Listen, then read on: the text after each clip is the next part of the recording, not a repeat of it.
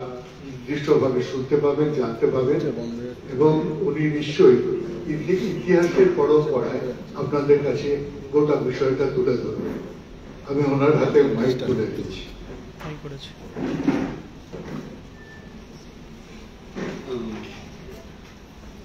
প্রথমে বলি, আমাদের শ্রীমতী রোলা সেন মাননীয় সংসদ এবং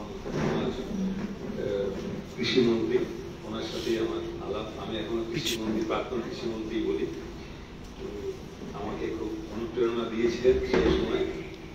আর ডক্টর প্রতাপ কৃষ্ণেন্দু আচার্য মহাশয়, রবীন্দ্রবাবু এবং ডক্টর দেবাশিস বক্সী এবং এই সুস্থায়ী কৃষি পরিবারের সাথে যুক্ত সবাইকে আমার আন্তরিক শুভেচ্ছা জানিয়ে আমার বক্তব্য শুরু করছি। তো আমার বিষয়টা কিন্তু আমার মনে হয় এই যে আলোচনাটা, এটা মনে হয় কোনোদিন আগে হয়নি, সবুজ বিপ্লবের সাথে খাদ্য রাজনীতি। তো এই সম্পর্কটা আমি একটু করতে চাইছি। আমার বক্তব্যটা অনেকটা কিন্তু করলার মতো, অনেকটা মানে তেতো লাগবে, কিন্তু এখানে প্রথম 3 দিন আলোচনা হয়েছে ইনঅর্গানিক নয়, জৈব, এই নিয়ে। আর চতুর্থ দিন হয়েছে কৃষির সঙ্গে সবুজ বিপ্লব খাদ্য রাজনীতি আজকে। তো ওই করলা যেমন খেয়ে খুব একটা ক্ষতি হবে না কারোর, করলা খেয়ে যেমন কারোর ক্ষতি হবে না, কিন্তু সহ্য করতে পারলে ভালো আর কি। তাই এটা সেরকম একটা ব্যাপার। এখানে দুটো ছবি দেওয়া আছে। প্রথমেই একটা ছবিতে দেখতে পাচ্ছেন সুজাতা পায়েস দিচ্ছেন বুদ্ধদেবকে। এবার প্রশ্ন হচ্ছে যে সুজাতা কোন চালের পায়েস দিয়েছিলেন, গোবিন্দভোগের নাকি রাধা তিলকের নাকি সে? তো ইতিহাসবিদরা বলেছেন কালা নামক চালের পায়েস দিয়েছিলেন। সেই চাল আজও চাষ হচ্ছে সিদ্ধার্থনগরে, আমাদের পশ্চিমবঙ্গেও 2-1 জায়গাতে চাষ হয়েছে কালা নামক। এটা চালের খোসাটা কালো, ভেতরটা সাদা এবং সুগন্ধি চাল। আর তারপরে একটা ছবি আছে পলাশী স্টেশন। পলাশী স্টেশনের ছবিটা এখানে কেন আছে? আসলে 1757-তে সিরাজদৌল্লাকে হারানোর পরেই থেকেই এই যে চাকাটা ঘুরেছে, সেইটাই কিন্তু একটা বড় মানে পরিবর্তন। সেটা আমি বলতে শুরু করবো। মানে সবুজ বিপ্লব আনতে গেলে এই কথাগুলো আমাকে বলতে হবে। নেক্সট দেখুন, একটু ফিরে দেখি যে গোটা ভারতবর্ষটা কিন্তু একটা লুণ্ঠনের ইতিহাস। লক্ষ্য করে দেখবেন যে ইংরেজরা, আমাদের এখনো মনে হয় যে ইংরেজরা এসেছিল বলেই ভারতবর্ষ নাকি উন্নত হয়েছে। আর আমার প্রশ্ন হচ্ছে যে যে দেশগুলোতে ইংরেজরা যায়নি সেই দেশগুলো কি অনুন্নত থেকে গেছে? এই অসত্য ঔপনিবেশিক ইতিহাস আমাদের শেখানো হয়েছে। ইংরেজ শাসনের বলেছি যে দেশগুলো ছিল না সেই দেশগুলো কি অনুন্নত? 1765 সালের আগে আমাদের দেশে কৃষি ব্যবস্থা, কুটির শিল্প আর কারিগরদের একটা মেলবন্ধন ছিল। এবং ইংরেজরা যখন এখানে এসেছিল, ওরা দেখে তাজ্জব হয়ে গেছে যে এখানকার মেয়েরা রোজগার করে। ইংল্যান্ডে মেয়েদের রোজগারের ব্যাপারই ছিল না, এখানকার মেয়েরা রোজগার করে কি করে? প্রচুর বাড়িতে মেয়েরা তাঁত, সুতো কাটতো এবং তাঁতের কাজের সাথে যুক্ত ছিল। মানে এগ্রিকালচার, তাঁত খুব অঙ্গাঙ্গিভাবে জড়িত ছিল। তো এইটা ওরা ভাবতে পারেনি যে এখানকার মেয়েরা রোজগার করতে পারে, যেটা ইংল্যান্ডে সম্ভবই ছিল না, ঘরে বসে রোজগার। দ্বিতীয় হচ্ছে যে আন্তর্জাতিক এবং বিভিন্ন বাণিজ্য আমাদের এখান থেকে খুব ভালো হতো, সেটা ইংরেজরা পুরোটা ধ্বংস করে দিত, পুরোটা ধ্বংস করে দিত। নেক্সট, এবার দেখুন প্রশ্ন তোলা। আমরা নেতাজির মৃত্যু নিয়ে প্রশ্ন তুলেছি, নর্মদা নদীর উপরে বাঁধ নির্মাণ নিয়ে আলোচনা করেছি, উড়িষ্যাতে যে বক্সাইট খনি, ওপেন কাস্ট মাইনিং, সেটা নিয়ে আমরা সোচ্চার হয়েছি, অনৈতিক জিল শস্য নিয়ে সোচ্চার হয়েছি, কিন্তু খেসারির ডাল চাষ তুলে দেওয়া নিয়ে নীরব আমরা। হ্যাঁ, আমরা ভয় দেখানো হয়েছিল খেসারির ডাল চাষ করলে খেসারি খেলে নানারকম সব রোগ টোগ হবে আর কি। তো কিরকম হবে আমি ঠিক দেখাতে পারলাম না, কিরকম হবে ব্যাপারটা। অর্থাৎ নার্ভের একটা সমস্যা হবে, তারপরে মরে যাবে, মারা যাবে। প্লাস্টিক ব্যবহার নিয়ে নীরব, রাসায়নিক সার, কীটনাশক দূষণ নিয়ে প্রায় চুপ। কৃত্রিম উপায়ে ফসলে পুষ্টি বৃদ্ধিকরণ, এটা শুরু হয়েছে 2022 সাল থেকে। এক ধরনের চাল মিশিয়ে দিচ্ছে কৃত্রিম, সেটা বলতে গেলে আমাদের বিষয় না, লোকে বলে প্লাস্টিকের চাল। কিন্তু কোভিডের ক্যান্ডিডেট ভ্যাকসিন নিয়ে কিন্তু আমরা প্রশ্ন তুলিনি, আমরা সব ভয়ে তুলিনি। নতুন প্যান্ডেমিক ট্রিটি সব থেকে মারাত্মক জিনিস হতে চলেছে এই মাসে, খুব গুরুত্বপূর্ণ একটা বিষয়। হু একটা প্রাইভেট অর্গানাইজেশন এখন পরিণত হয়েছে, প্রায় 84% প্রাইভেট বিনিয়োগে এখন হু চলে।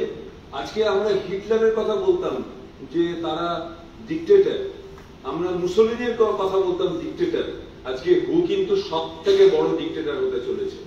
আজকে সবুজ বিপ্লব দিয়ে শুরু হয়েছিল মানুষের খাদ্য নিয়ন্ত্রণ করে, আজকে মানুষের শরীরকে তারা নিয়ন্ত্রণ করবে, সমস্ত দেশকে তারা নিয়ন্ত্রণ করবে।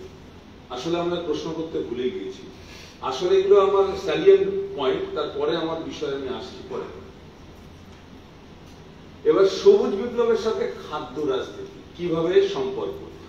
দেখুন, ধর্মীয় অন্ধতার মতো আমরা বিজ্ঞানে অন্ধ হয়ে গেছি। আমাদের মানে যেমন ধর্মীয় ভাবে আমরা ধর্মীয় অন্ধ, এখন বিজ্ঞানে আমাদের প্রচুর মানুষের অন্ধবিশ্বাস তৈরি হয়ে গেছে। এটা খুব খুব মারাত্মক দিক, এবং বিজ্ঞান মৌলবাদী হয়ে গেছে। তারা মানে একমুখী ভাবনা তাদের মধ্যে চলে এসছে, তারা অন্য কোনো দ্বিতীয় ভাবনাকে তারা প্রশ্রয় দেন না। এবং দুর্ভিক্ষে ভয় দেখিয়ে সবুজ বিপ্লব শুরু হয়েছিল 1943 দুর্ভিক্ষটা কিন্তু দুর্ভিক্ষ ছিল না, এটা আপনারা অনেকেই জানেন। এরপর অপরীক্ষিত ক্যান্ডিডেট টিকা দেওয়ার মতো ভয় দেখিয়ে, সবই ভয় দিয়ে কাজ করা হয়েছে। বলা হচ্ছে ওই বিপ্লব না হলে নাকি মানুষ অভুক্ত থেকে যাবে, তাই দ্রুত খাদ্য উৎপাদন বাড়াতে হবে, রাসায়নিক সার, কীটনাশক, তথাকথিত উন্নত মানের বীজ ব্যবহার করে, এবং কৃষির যে উপকরণগুলো কৃষকের কাছে ছিল সবটা তার হাতের বাইরে করে দেওয়া হলো। হাতের বাইরে, কৃষকের কাছে এখন নিজের কাছে কোনো বীজ নেই, এমনকি সবজির বীজ সব হয়ে গেছে হাইব্রিড, নিজের কাছে কোনো বীজ নেই। ধানের বীজ তো নেই, কিছু আছে হয়তো আমাদের দেশজ কৃষক কৃষি কাজ যারা করছে। আর বীজের সার্বভৌমত্ব কিন্তু চলে গেল সবুজ বিপ্লবে। পরে নেক্সট, এবার দেখুন এই খাদ্য উৎপাদন বলবো না বিষের উৎপাদন বাড়াবো। আমি বলবো আমি যে খাবারটা তৈরি করছি তার মধ্যে তো বিষ থাকছে, তাহলে আমি বলবো যে ধান আমার উৎপাদন হচ্ছে সেটা ধান নয়, তার মধ্যে বিষ উৎপাদন করছি। এবং পৃথিবীতে একমাত্র মানুষ যাকে শেখানো হলো যে খাবারের বিষ দিয়ে খেতে, পৃথিবীতে আর কোনো প্রাণী খাবারে বিষ দিয়ে খেতে শেখেনি। কি অদ্ভুত একটা, এটা নাকি বিজ্ঞান। খাবারে রাসায়নিক সার বলুন, কীটনাশক দিন, আগাছানাশক, সবই প্রত্যেকটাই বিষ, এটা দিয়ে খাওয়াটা হচ্ছে বিজ্ঞান। নেক্সট, এবার 200 বছরের ইংরেজ শাসনে বলা হলো যা পশ্চিমে ওটাই নাকি উৎকৃষ্ট, আর যা প্রাচ্য ওগুলো সব খারাপ জিনিস। অধ্যাপক অমর্ত্য সেন সম্বন্ধে যখন আমরা কথা বলি, আমাদের বাঙালি মনুষ্য অমর্ত্য সেন কি কাজ করেছেন সেটা আমরা জানি না। আমরা বলি সাধারণত ওনার তো 4টে বিয়ে, কিংবা ওনার মা খুব ভালো গান করতেন, এই কথাটা বলি। কিন্তু অমর্ত্য সেনের নোবেল নিয়ে আমরা কোনো কথাবার্তা বলি না। কিন্তু তিনি কাজ করে গবেষণা করে দেখালেন যে পৃথিবীর সমস্ত দুর্ভিক্ষগুলো রাজনৈতিক ভাবে করানো হয়েছে, খাদ্য উৎপাদনের কমের জন্য হয়নি, প্রত্যেকটা করানো বিপ্লব। আরেকটা গুরুত্বপূর্ণ কথা, বহু মানুষ, আমি যখন ডিপার্টমেন্টে ছিলাম তখন তারা বলতেন তুমি এইসব কথা বলছো, বিল 480 না হলে কি লোকে খেতে পেতো, এরকম সব বলতো। তাহলে আপনার চুল পেকে গেল, আপনি সেই বিশ্ববিদ্যালয়ে যা পড়েছিলেন তারপরে আর কোনো বইটই আর কোথায় পাতা উল্টাননি মনে হচ্ছে।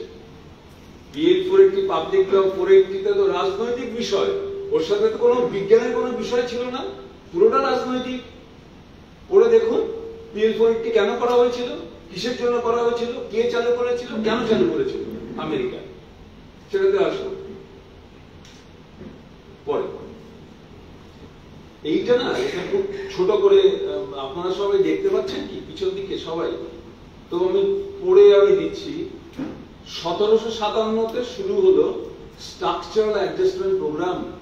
তার আগে শুরু করেছে স্ট্রাকচারাল অ্যাডজাস্টমেন্ট প্রোগ্রাম, মানে গোটা বিশ্বের রাজনীতিকে একটা নিজেদের আয়ত্তে নিয়ে আসার মতো। সেটা করলো যে পর্তুগিজ জলদস্যু, যেটাকে আপনারা ইতিহাস বইয়ে পড়েছেন, পর্যটক ভাস্কো দা গামা 1498 ভারতের মাটিতে পা রাখলেন। ওটা কিভাবে বলে, আপনারা যারা একটু মানে 50 ঊর্ধ্ব, তারা যখন আগে যখন সিনেমাতে দেখতে যেতেন, সিনেমাতে আগে একটা প্রেস ইনফরমেশনের একটা তথ্য দিত, এরকম ভাবে গলাতে বলতো, দেখুন তো ভারতের মাটিতে পা রাখলেন জাম্বিয়ার প্রধানমন্ত্রী, এরকম ভাবে কি একটা কি বলতেন। তো সেরকম ওই ভারতের মাটিতে পা রাখলেন 1498 সালে ওই ভাস্কো দা গামা কালিকটে। শুরু হলো এই যে পথটা, এই ভারত থেকে ইউরোপে যাওয়ার যে রাস্তাটা ভারতীয়রাই শুধু জানতো, কোন ইউরোপিয়ানরা ভারতে আসার পথ জানতো না।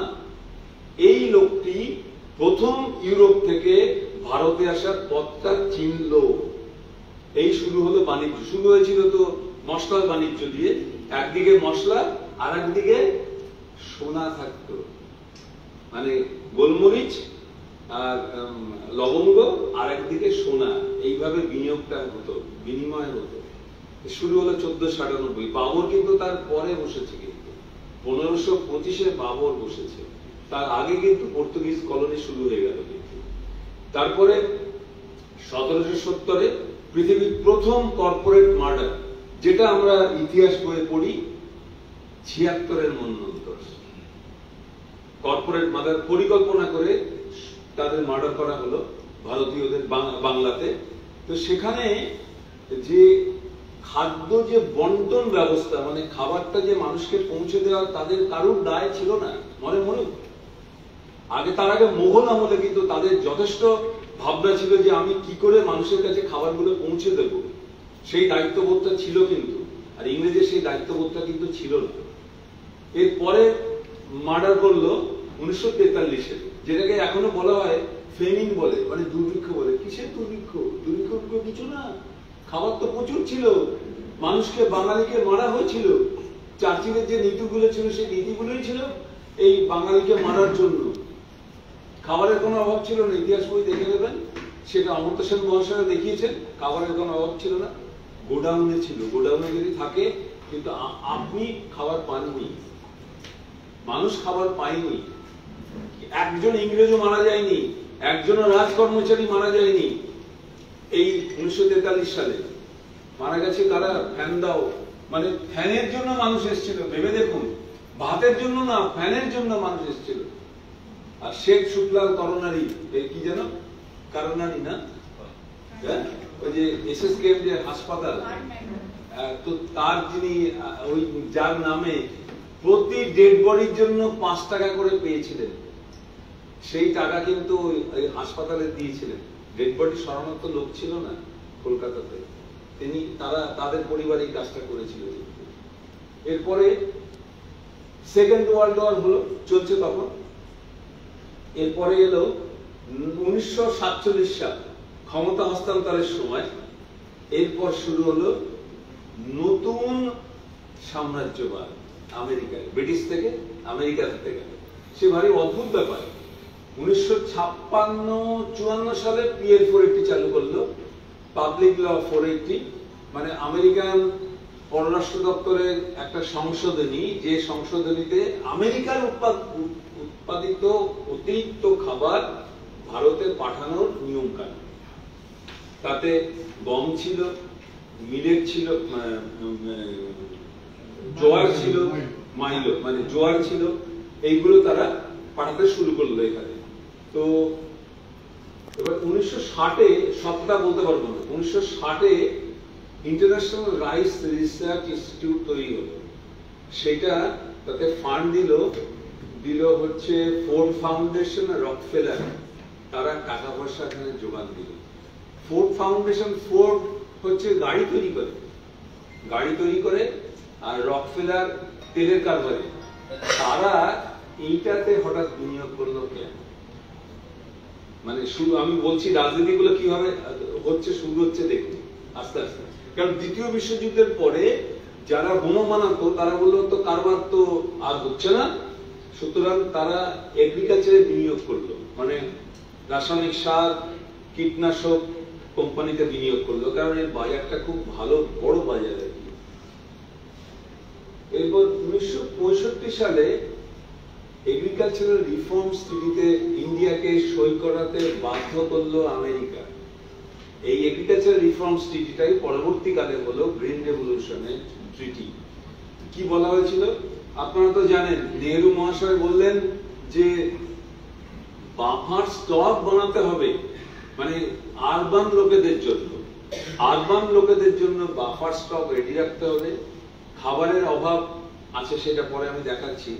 খাবারের অভাব একটা শুরু হয়েছিল, তো সেই অভাবটাকে মেকআপ করার জন্য আমেরিকা থেকে খাবার আসছে PL-480-তে এবং জাহাজে করে খাবার আসছে, বোম্বে পোর্টে জাহাজে করে খাবার আসছে। তো সেই সময় ভারতের সাথে ভিয়েতনামের খুব ভালো সম্পর্ক ছিল, রাশিয়ার সাথেও ভালো সম্পর্ক ছিল। তো এখানকার মিডিয়া বলেছিল যে আমেরিকার ভিয়েতনাম আক্রমণ মোটেই ভালো কাজ নয়, এবং তখন ছিলেন লাল বাহাদুর শাস্ত্রী, কিছুদিনের জন্য প্রধানমন্ত্রী ছিলেন, এবং এই ভিয়েতনাম আক্রমণের যে সমালোচনাটা আমেরিকানরা একদম পছন্দ করেননি। দাঁড়াও তোমাকে দেখাচ্ছি মজা। খাবার স্ট্যাগারিং করে দিল বোম্বে পোর্টে, খাবারের অভাব দেখা দিল। বলছে আপনারা এরকম করছেন কেন, খাবারটা পাঠান। করবো, ওই ওখানে সই করো, এগ্রিকালচার রিফর্মস ট্রিটিতে সই করো, তারপরে আমি খাবার পাঠাবো। রিফর্মস ট্রিটি একটা হচ্ছে ব্ল্যাকমেইলিং ট্রিটি। ট্রিটিটা সই হলো 1965-এ সই হলো, নভেম্বর মাসের কোন একটা দিনের সই হলো। আর 1966 সালের 11ই জানুয়ারি এক অজানা কারণে লাল বাহাদুর শাস্ত্রী মারা গেলেন রাশিয়াতে। লক্ষ্য করে দেখুন, আর সেই কেন কি করে মারা গেলেন আমরা কিন্তু জানি না। এরপরে শুরু হলো আমাদের সবুজ বিপ্লব। সবুজ বিপ্লব নামটা কিন্তু 1968-এ হয়েছে, তার আগে হয়নি, আগে এগ্রিকালচার রিফর্মস। এরপরে এই 1966-তে বললাম যে ফুড পলিটিক্স, গ্রিন রেভলিউশন আর ভিয়েতনাম ওয়ার, ওইগুলো সবগুলো কিন্তু একসাথে জড়িত। আমি এগুলোকে একসাথে বলবার আমি চেষ্টা করছি। এরপর অনেকদিন পরে 1991-এ সোভিয়েত ইউনিয়নের কোলাপস হয়ে গেল। 1995 সালে কি হলো, বিশ্ব বাণিজ্য চুক্তি সই হলো। দেখুন, ওয়ার্ল্ড তখন হয়ে হলো, ট্রাম্পের ড্রাফট ছিল, তারপর বিশ্ব বাণিজ্য চুক্তিতে সই হলো। এরপর কিন্তু ওয়েলফেয়ার স্টেটের ব্যাপার কিন্তু আর থাকছে না। বিশ্ব বাণিজ্য চুক্তি করার পরে ওয়েলফেয়ার স্টেট মানে কি বলবো, কল্যাণকামী রাষ্ট্রের যে ব্যাপার, এই তোমাকে উপকার করব, তোমাকে জল ফ্রিতে দেবো, ওই ফ্রিতে দেবো, সেই ফ্রিতে দেবো, ওইসব ব্যাপার কিন্তু উঠে গেল না এই বিশ্ব বাণিজ্য চুক্তি হওয়ার পর থেকে। আপনি দেখুন এখন কত প্রাইভেট ইউনিভার্সিটি হয়েছে, কত প্রাইভেট কলেজ হয়েছে, কত কিছু ট্যাক্স চেপেছে। দেখুন আগের মতো কিন্তু নেই। নেসলে কোম্পানির সিইও, চিফ এক্সিকিউটিভ অফিসার বললেন মানুষের জল আর বিনা পয়সায় পাওয়ার দরকার নেই, এ কথা তিনি বলেছেন। এরপরে তো কোনো কোম্পানি বলে মানুষের অক্সিজেন পাওয়ারও বিনা পয়সা পাওয়ার দরকার নেই, অধিকার নেই। এগুলো হচ্ছে সব বিশ্ব বাণিজ্য চুক্তি, সবাই পেটেন্ট দিতেছে সবকিছু। জল নদী কিনে নিচ্ছে, নদীর একটা অংশ কিনে নিচ্ছে, যে এই নদীতে কেউ ব্যবহার করবে না আমাদের লোক ছাড়া। হয়েছে এই ঘটনা। 2005 সালে আর একটা জিনিস হলো, সবুজ বিপ্লবের গল্প তো আগে হলো। 2005 সালে এলো AKI, Indo US knowledge initiative. আমেরিকার সাথে একটা চুক্তি হলো। আমেরিকানরা বললেন যে ইন্ডিয়ানরা এগ্রিকালচার কিছু জানে না, ওদেরকে আমরা এগ্রিকালচার শেখাবো, এমনকি এগ্রিকালচার ইউনিভার্সিটিতে কি কি পঠন পাঠন হবে ওটা আমরা ঠিক করে দেবো। আর ওরা তো ওদের যা ফসল করছে ওইসব ফসল করে ওরা চাষবাস করতে পারবে না, জেনেটিক্যালি মডিফাইড ক্রপ করতে হবে। AKI চুক্তি, ভারত সরকার চুক্তিতে সই করেছে। AKI চুক্তি ভেবে দেখুন। এরপরে IISTD, এটা আবার দেখুন পাল্টা, এটা ইউনাইটেড নেশনের 4 বছরের একটা প্রোগ্রাম। এই প্রোগ্রামে ভারত সরকার সই করলো। তাতে বলা হয়েছে যে কেমিক্যাল ফার্মিং দিয়ে মানুষকে আর খাওয়ানো যাবে না, অর্গানিক ফার্মিং এ ফিরতে হবে। ভারত সরকার সই করলো IISTD-তে 2008 সালে, ইউনাইটেড নেশন প্রোগ্রাম সই হলো, কিন্তু কাজ আর কিছু হলো না। এবার ফার্মার্স বিল 2020 সালে, 3টে ফার্মার্স বিল, প্রত্যেকটা অ্যান্টি ফার্মার, এটা আপনারা জানেন। এরপরে এলো প্যান্ডেমিক 2020-তে, কোভিড এলো, কোভিড করানো হলো।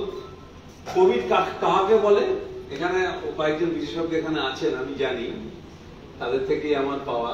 কোভিড কাকে বলে? কোভিড হলো এমন একটি ব্যবস্থা, যে ব্যবস্থার মাধ্যমে গোটা পৃথিবীর ব্যাংকিং ব্যবস্থাকে রাষ্ট্র তার নিজের আয়ত্তে নিয়ে নেবে। এইটা হচ্ছে কোভিডের সংজ্ঞা। রোগ ফোকটা চাষেরই ব্যাপার, ঠিক বলছি তো? এরপরে আর্টিফিশিয়াল ইন্টেলিজেন্স আসছে। দেখুন এই যে সবার এখন জিভ দিয়ে জল পড়ে, জিভ দিয়ে জল পড়ে কয়েকটা জিনিসে বলুন তো। সেটা হচ্ছে যে আপনি যদি ফুচকা দেখেন তাহলে অনেকের জিভে জল চলে আসতে পারে, ফুচকাটা দেখলে আসতে পারে। আর জেনেটিক ইঞ্জিনিয়ারিং শব্দটা শুনলে জিভে জল চলে আসে, হ্যাঁ। আর ওই আর্টিফিশিয়াল ইন্টেলিজেন্স শব্দটা শুনলে অনেকের জিভে জল চলে আসছে। আমার ছেলে আর্টিফিশিয়াল ইন্টেলিজেন্স পড়বে আর কি, গোটা পৃথিবীটাকে ধ্বংস করার প্ল্যান আর্টিফিশিয়াল ইন্টেলিজেন্স। এরপর হলো আর্টিফিশিয়াল ফুড ফর্টিফিকেশন, ওই যে চালে ওরা আর্টিফিশিয়ালি ফুড ফর্টিফিকেশন করে 3 মিলিগ্রাম পার 100 গ্রাম আয়রন ঢোকাচ্ছে, অথচ আমাদের অনেক দেশি চালে 5 মিলিগ্রাম আয়রন প্রতি 100 গ্রামে আছে। আমাদের অনেক দেশি চালে আছে, তার জন্য কত টাকা ব্যয় করছে 4টে কোম্পানিকে তারা দিচ্ছে ভারত সরকার, 2700 কোটি টাকা। অথচ সেই টাকা দিয়ে কিন্তু আমাদের দেশজ ফসলকে তারা খুব সহজেই প্রমোট করতে পারতেন। আর আরেকটা জিনিস হতে চলেছে যে নিউ প্যান্ডেমিক ট্রিটি। নেক্সট, আপনারা কি বিরক্ত বোধ করছেন? বিরক্ত বোধ করলে আমি নিজেও বিরক্ত হয়ে যাবো, তাহলে আমাকে ছেড়ে দিতে হবে। এবার এটা অনেক ছোট, অনেকে বুঝতে পারছেন না। আসলে এই যে ফাউন্ডেশন গুলো করেছে না, ফোর্ড ফাউন্ডেশন, রকফেলার ফাউন্ডেশন, তারপরে Bill and Melinda Gates foundation, এই ফাউন্ডেশন গুলো কিন্তু আলাদা বড় উদ্দেশ্য আছে। তারা বলছে চ্যারিটি, তারা বাইরে বলছে চ্যারিটি, কিন্তু ভিতরে তাদের কাজ। এই যে আমি একদম লাস্টে লিখেছি, ইন্টারন্যাশনাল পলিটিক্সে তারা যোগ দেয় এবং সিক্রেট সার্ভিসের সাথে তারা কিন্তু যুক্ত। এই সমস্ত সংগঠনগুলো তারা ফিলান্থ্রপি দেখাচ্ছে, আমি তোমাকে বিনা পয়সায় কত কি আমি তোমাকে দিচ্ছি, কত সাহায্য, কত ইউনিভার্সিটি তারা সব করেছে। আইআইটি খড়গপুর করেছে, Indian institute of public administration করেছে, পাঞ্জাব এগ্রিকালচার ইউনিভার্সিটি করেছে, ইক্রিস্যাট করেছে, তারা ফান্ড দিয়েছে। আর আমাদের সরকার ভাবছে কি কত ফিলান্থ্রপিক অর্গানাইজেশন কত ভালো ভালো কাজ করছে। সরকারকে তারা উল্টে দেওয়ার ক্ষমতা রাখে, তারা যেমন চিলিতে উল্টে দিয়েছিল আর ফিলিপাইন্সে উল্টে দিয়েছিল, সরকারকে উল্টে দেওয়ার তারা ক্ষমতা রাখে। নেক্সট, রকফেলারও তাই করেছে। রকফেলার কি কাজ করতো, যে মেক্সিকোতে ওরা শুরু করেছিল 1943 সালে গম নিয়ে কারবার, তারপর এখানে ভারতবর্ষে এরা চলে এলো রকফেলার কাজ করে। যে একটা উদাহরণ ওরা দিয়েছে 1966 সালে, এই যে IR-8 প্রথম ধান তৈরি হলো, যে ধানের ফলন হচ্ছে 6 টন, তখন বলেছিল মিরাকল রাইস। এত ফলনের ধান নাকি কেউ চোখে দেখেনি। সেই miracle rice international rice research institute Philippines থেকে আনা হয়েছিল 20 টন। সেই 20 টন আনার জন্য টাকা দিয়েছিল এই এরা রকফেলার এন্ড ফোর্ড ফাউন্ডেশন, টাকা দিয়ে ওই ধান এখানে নিয়ে এসেছিল। ওদের কি স্বার্থ, ওরা ওই ধান ওখান থেকে নিয়ে আসার কি স্বার্থ, পরে আসছে। নেক্সট, এই রকফেলার ফাউন্ডেশন এরা কিন্তু ইউজেনিক্সকে সাপোর্ট করেছিল, জানেন? ইউজেনিক্স জানেন তো, ওই ভালো মানুষ তৈরি করা আর কি, মানে ওই হিটলার যেটা নিয়ে কাজ শুরু করেছিলেন আর কি, মানে হিউম্যান রেস, ভালো জাতের মানুষ তৈরি করা আর কি, সেইটাকে সাপোর্ট করতো এই রকফেলার ফাউন্ডেশন।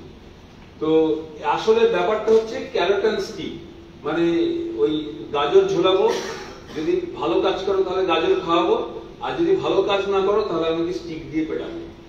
এই হচ্ছে এই ফাউন্ডেশন গুলো। Bill and Melinda Gates foundation কত লোককে এখানে ভ্যাকসিন দিয়ে কত লোককে মেরে দিয়েছিল সেটা আপনারা জানেন। আফ্রিকা কত লোককে মেরে দিয়েছিল আপনারা সেটা ভালো করেই জানেন। কিন্তু তাকে আবার আমরা এখানে তাকে খিচুড়ি খাওয়াচ্ছি, অথচ আমেরিকাতে তাকে পচা ডিম ছুঁড়ে মারছে। আমেরিকাতে পচা ডিম ছুঁড়ে মারছে, আর এখানে যখন সে আসছে তাকে খিচুড়ি রান্না করে খাওয়াচ্ছে। ফিলান্থ্রপি।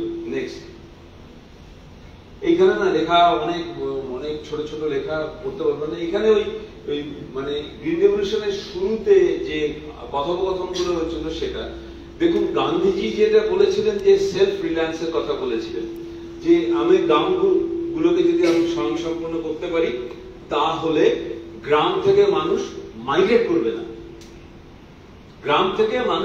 করবে না, আজকে দেখুন তো সুন্দরবনে নেবুখালি থেকে বাস সার্ভিস আছে চেন্নাই, নেবুখালি টু চেন্নাই, পাথর প্রতিমা টু দিল্লি বাস সার্ভিস আছে।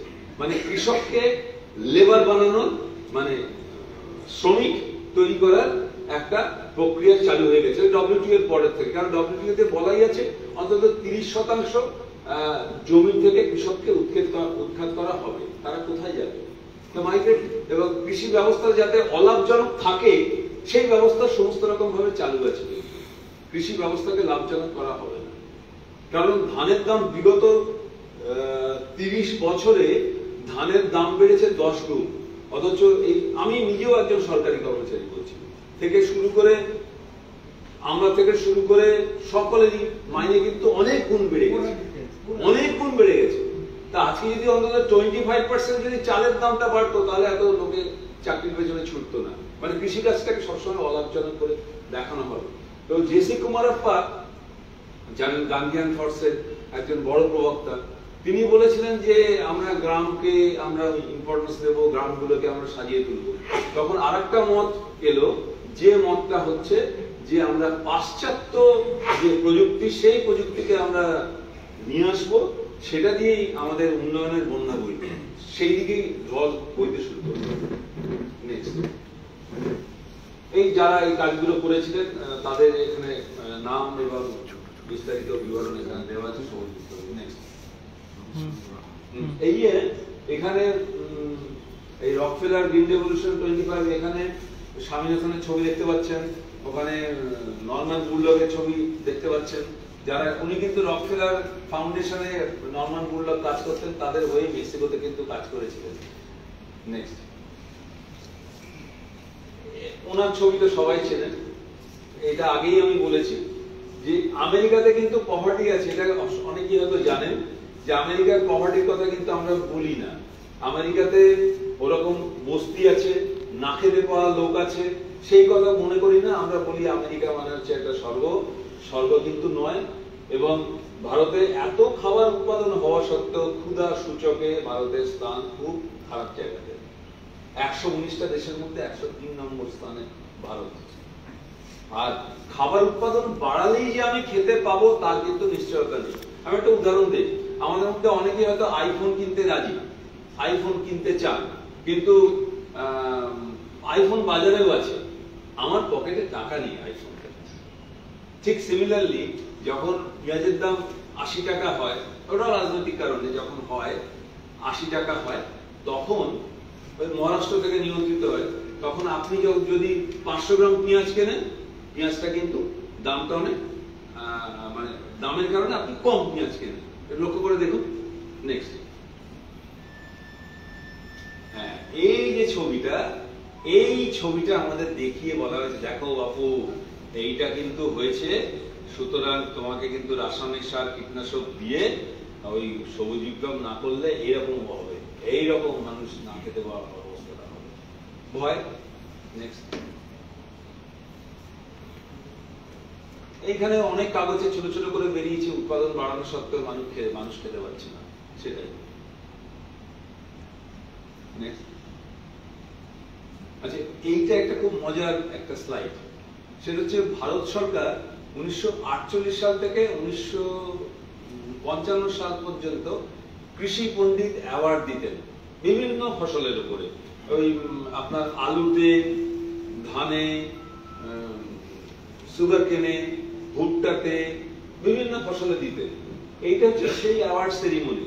এই অ্যাওয়ার্ড সেরিমনির তথ্যটা যদি দেখেন আপনি চমকে উঠবেন যে কর্ণাটকের একটা ভ্যারাইটি কিরুবিলাইয়া, সেই ধানের ফলন হচ্ছে 9 টন প্রতি হেক্টর, আর IR8 এর কত 6 টন প্রতি হেক্টর।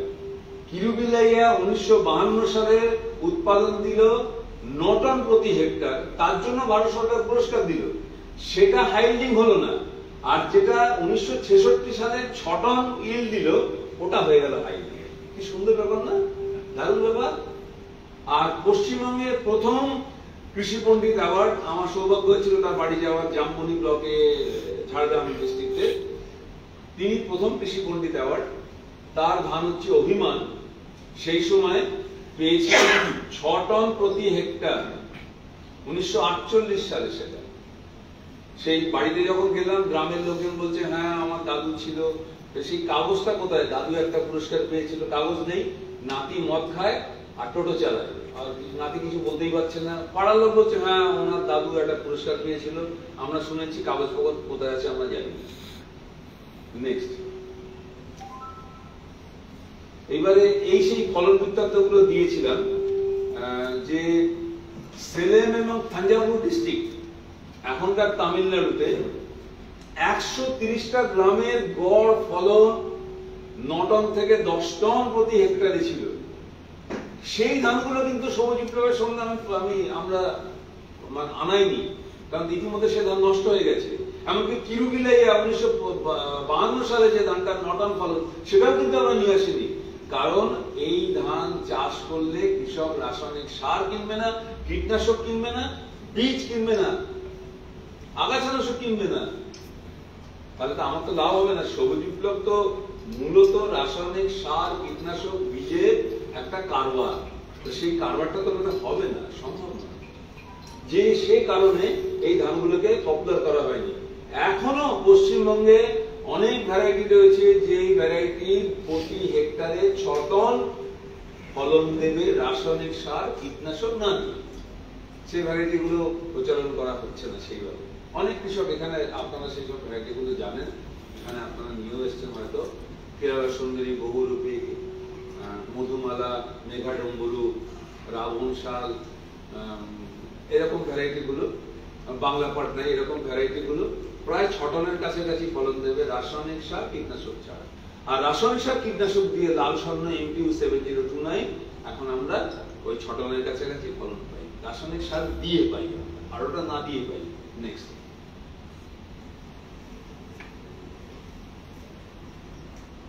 এইটা এইখানে এই যে স্যার বসে রয়েছে, এই যার কথা বলছি, ডক্টর রাধেলাল হরেলাল রিচারিয়া।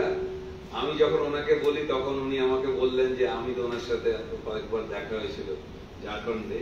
এটা তার দেওয়া ধানের ফলন বৃত্তান্ত। সেই সময় তিনি কাজ করেছিলেন এবং 4 টন থেকে 7 টন দেশি ফলনের তিনি তালিকা করে দিয়েছিলেন। কিন্তু এটা পছন্দ ছিল না সরকারের, মানে রাসায়নিক সার, কীটনাশক ছাড়া ফলন করবে এটা মেনে নেওয়া যায় না, এটা অ্যালাউ করা হয়নি। ওনাকে তো লাইফ হেল্প করে দেওয়া হয়েছিল ওনাকে। নেক্সট, এখানে দেখুন একটা পরিসংখ্যান। বাংলাতে ধানের ফলন, ধানের ভ্যারাইটি হচ্ছে 5,500, গোটা ভারতে 82,000, গম 38,000, ভুট্টা 7,261, জোয়ার 18,000, ছোলা 16,000, বেগুন 3,000, এরকম এত সংখ্যক ভ্যারাইটি। এবার এই সব ভ্যারাইটি কি ফলন কম? আপনি বলুন না, একটু বলুন। সব ভ্যারাইটি কি ফলন কম হতে পারে? সব ভ্যারাইটি কি ফলন বেশি হতে পারে? না, মানে কিছু বেশি হতে পারে, কিছু কম হতে পারে। সবাইকে আমি দেখে দিতে পারি না যে সবার ফলন কম। সবাইকে দেখে দেওয়া হলো ধানের ক্ষেত্রে, গমের ক্ষেত্রে সবার নাকি ফলন কম, মানে এত ধানের ফলন কম, সুতরাং ওই IRI নিয়ে এসো রাসায়নিক সার, কীটনাশক করে। এটা কি রাজনীতি নয়? এটা কি? এটা কি বিজ্ঞান? এটা কি বিজ্ঞানের কথা বলা হচ্ছে? তাহলে তো সব ভারতবাসীকে বলা যেতে পারে যে সবাই কালো, সব ভারতীয় কালো, কিংবা সব ভারতীয় উচ্চতা 5 ফুট কি 4.5 ফুট, এটাও তো বলা যেতে পারে। যেমন এখনো আপনি আমার বন্ধু গুরু ডক্টর দেবলদেব একটা ঘটনাতে বলেছিলেন, উনি ইটালির একটা জায়গাতে গেছেন, বলছেন যে তুমি ইন্ডিয়া থেকে? ও, যেখানে সবাই স্নেক চার্মার, বলছে যেখানে সবাই সাপুড়ে। বলছে না না, এটা কে বলছে? বলছে আমাদের এখানে সবাই মনে করে ইন্ডিয়াতে বেশিরভাগ লোক নাকি সাপুড়ে। তাহলে এরকম ধারণা, মানে ইটালির গ্রামে আর কি। তো এরকমই তাহলে আমরা ওরা ধরে নিয়েছি ভারতীয়রা সবাই নাকি সাপুড়ে। তা আমাদের ওখানে বলা হলো যে সব ধানের ফলন কম, সব গমের ফলন কম, তারা বলে দিল। নেক্সট,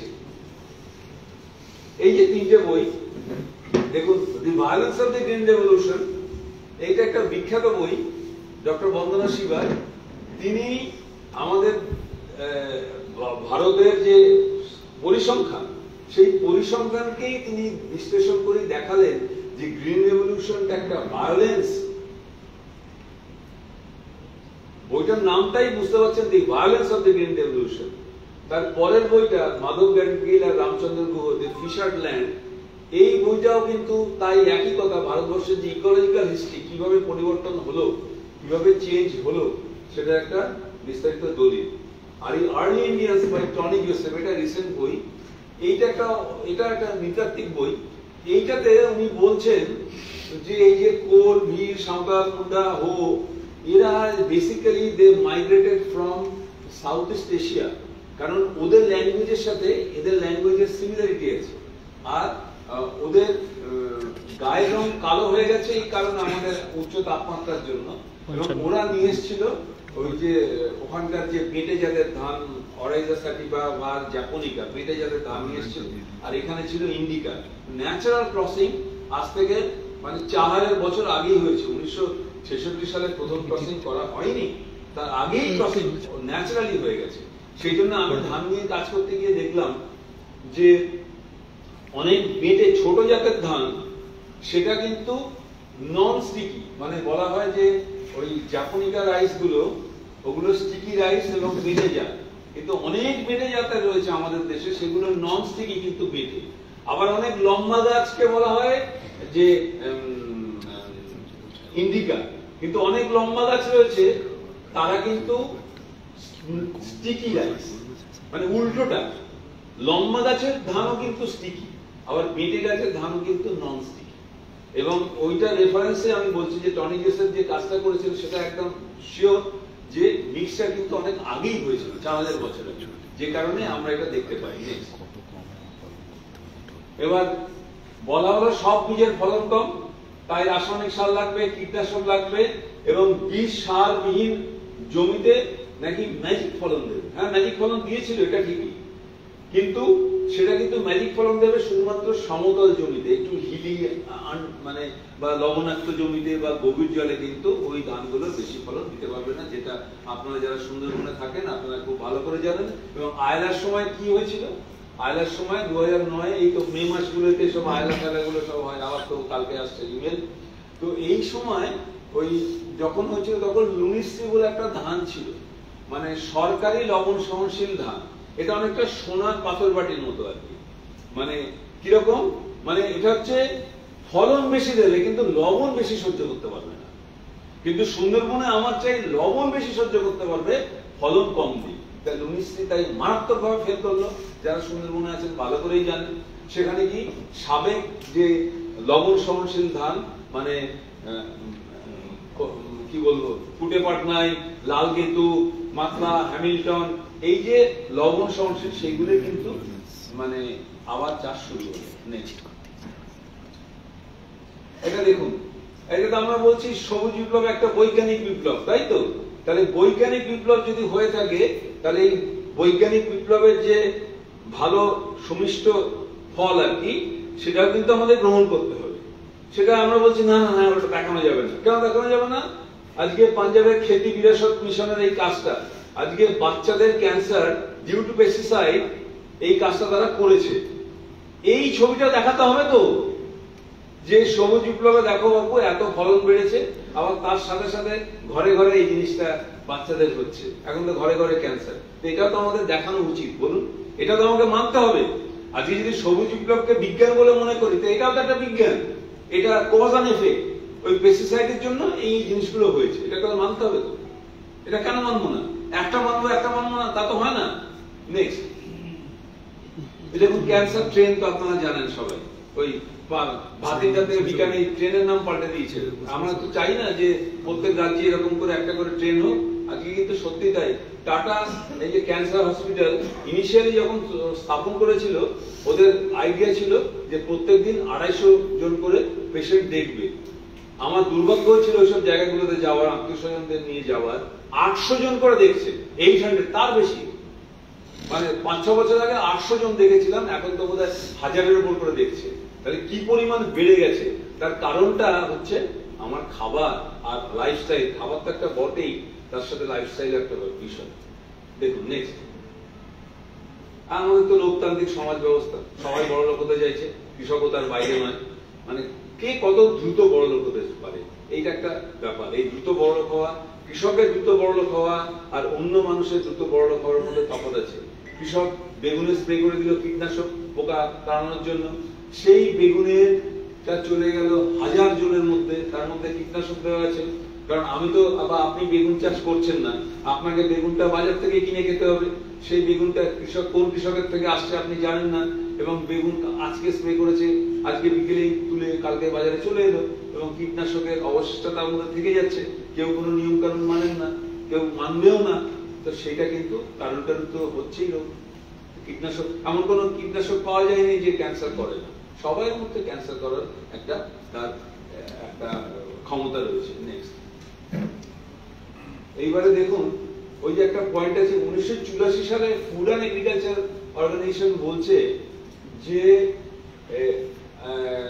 40 রকমের ফসল আর 4000 রকমের রাসায়নিক, মানে আগে আমরা প্রায় 100 রকমের ফসল আমরা খেতাম, 100 রকমের ফসল, নানা রকমের পাঁচ মিশালি ফসল, আর এখন আমরা 40 রকমের ফসলের মধ্যে এসেছি, এটা 84 সালের তথ্য, আর 4000 রাসায়নিক আমরা যুক্ত করেছি আমাদের খাবারের মধ্যে। এটা কিন্তু আরো বেড়ে গেছে, মানে ফসল কি দেখুন, ফসল আমরা ওই কাঁচকলা থোড় হচ্ছে খাবারের দুটো ক্লাসিফিকেশন হয়ে গেছে, একটা থোড় মোচা কাঁচকলা হচ্ছে ছোট লোকি খাবার, আর হচ্ছে বড় লোকি খাবার হচ্ছে ওই পিৎজা, তারপরে আর কি কি আছে সব কি সব নামটাম আছে, এইসব আর কি নাম আছে আমি জানি না, সেগুলো হচ্ছে বড় লোকি খাবার, ওগুলো সফিস্টিকেটেড খাবার, আর ওগুলো ছোট লোকি খাবার। কিন্তু ছোট লোকি খাবার যারা খায় তারা কিন্তু রোগ ভোগে কম, আর যারা বড় লোকি খাবার খায় তাদের বড় লোকি রোগগুলোই কিন্তু হয়। এবং আমাদের ভীষণ পরিমাণে আমাদের ফসলের যে বৈচিত্র্য সেটা কিন্তু ধ্বংস হয়ে গেছে। এই যে 5,500 ধান বললাম, খুঁজে খুঁজে কৃষকের জমিতে 150 ভ্যারাইটি খুঁজে পাওয়া যাবে না, ওটা পশ্চিমবঙ্গে খুঁজে, এরকম একটা অবস্থা হয়েছে। আর ভারতবর্ষের 82,000 ধানের মধ্যে মানে গোটা ভারতবর্ষ খুঁজে 2000 ধান পাওয়া যাবে, তাহলে আমরা কি গর্বিত নাকি? আমরা খুব গর্বের সাথে ঘোষণা করছি ভারতবর্ষের 82,000 ধান আমরা পুরো হারিয়ে ফেলেছি, হারিয়ে দিয়েছি, মাত্র 2000 টিকি রাখতে পেরেছি, এটাকে শেষ করে ফেলবো। আপনি জানেন ফিলিপাইন্সে যখন এই ইরিটা তৈরি হয়েছিল তখন ইরি একটা প্রাইভেট সংস্থা, কিন্তু ওই গুয়ের মতো একটা ব্যাপার, বিভিন্ন কোম্পানি টাকা দেয়, বিভিন্ন গভর্নমেন্ট টাকা দেয়, মানে নামটা ইন্টারন্যাশনাল হওয়া মানে যে সে ঘুম একদম আগমাকা জিনিস তা কিন্তু নয়। ইরির লোকেদের বলা হয়েছিল গাড়ি করে নিয়ে গিয়ে যাদের যাদের বাড়িতে দেশি ধান আছে সব দেশি ধান পুড়িয়ে দাও, এই ডিক্লারেশন হয়েছিল 1960-এর পরে ইরিতে, মানে ফিলিপাইন্সে দেশি ধান বাড়ি বাড়ি গিয়ে কৃষকদের বাড়িতে পুড়িয়ে দিয়েছিল। এ কেমন সভ্যতা, যাতে ইরি ফ্লারিশ করে, মানে ইরির ধান মানে রাসায়নিক সার খাবে, কীটনাশক খাবে, আর দেশি ধান তো রাসায়নিক সার কীটনাশক খাবে না। নেক্সট, ও এই কতগুলো সাইজ আছে, বেশিক্ষণ না, বেশিক্ষণ না, হ্যাঁ হ্যাঁ, আর বেশি আমি কমে নিয়ে আসছি। আচ্ছা ঠিক আছে, আচ্ছা ঠিক আছে, আমি এগুলো বাদ দিয়ে দিচ্ছি। Next next next next next হ্যাঁ, আমেরিকার secretary of state Al booth বলেছিলেন যে খাদ্যই হচ্ছে অস্ত্র, পৃথিবীকে নিয়ন্ত্রণ করা যাবে খাদ্যটাকে যদি আমি নিয়ন্ত্রণ করতে চাই। বন্দনা শিবও একই ধরনের কথা বলেছেন পরবর্তীকালে। তো খাদ্য অস্ত্র, এটা আমেরিকান অফিসিয়াল পলিসি। নেক্সট, আর তারা মানবিক কারণে কোথাও আমেরিকা খাবার পাঠায় নাকি? দুজন মানুষের নাম দিয়েছি, একজনকে আপনারা চিনতে পারছেন, একজনকে হয়তো চিনতে পারছেন না।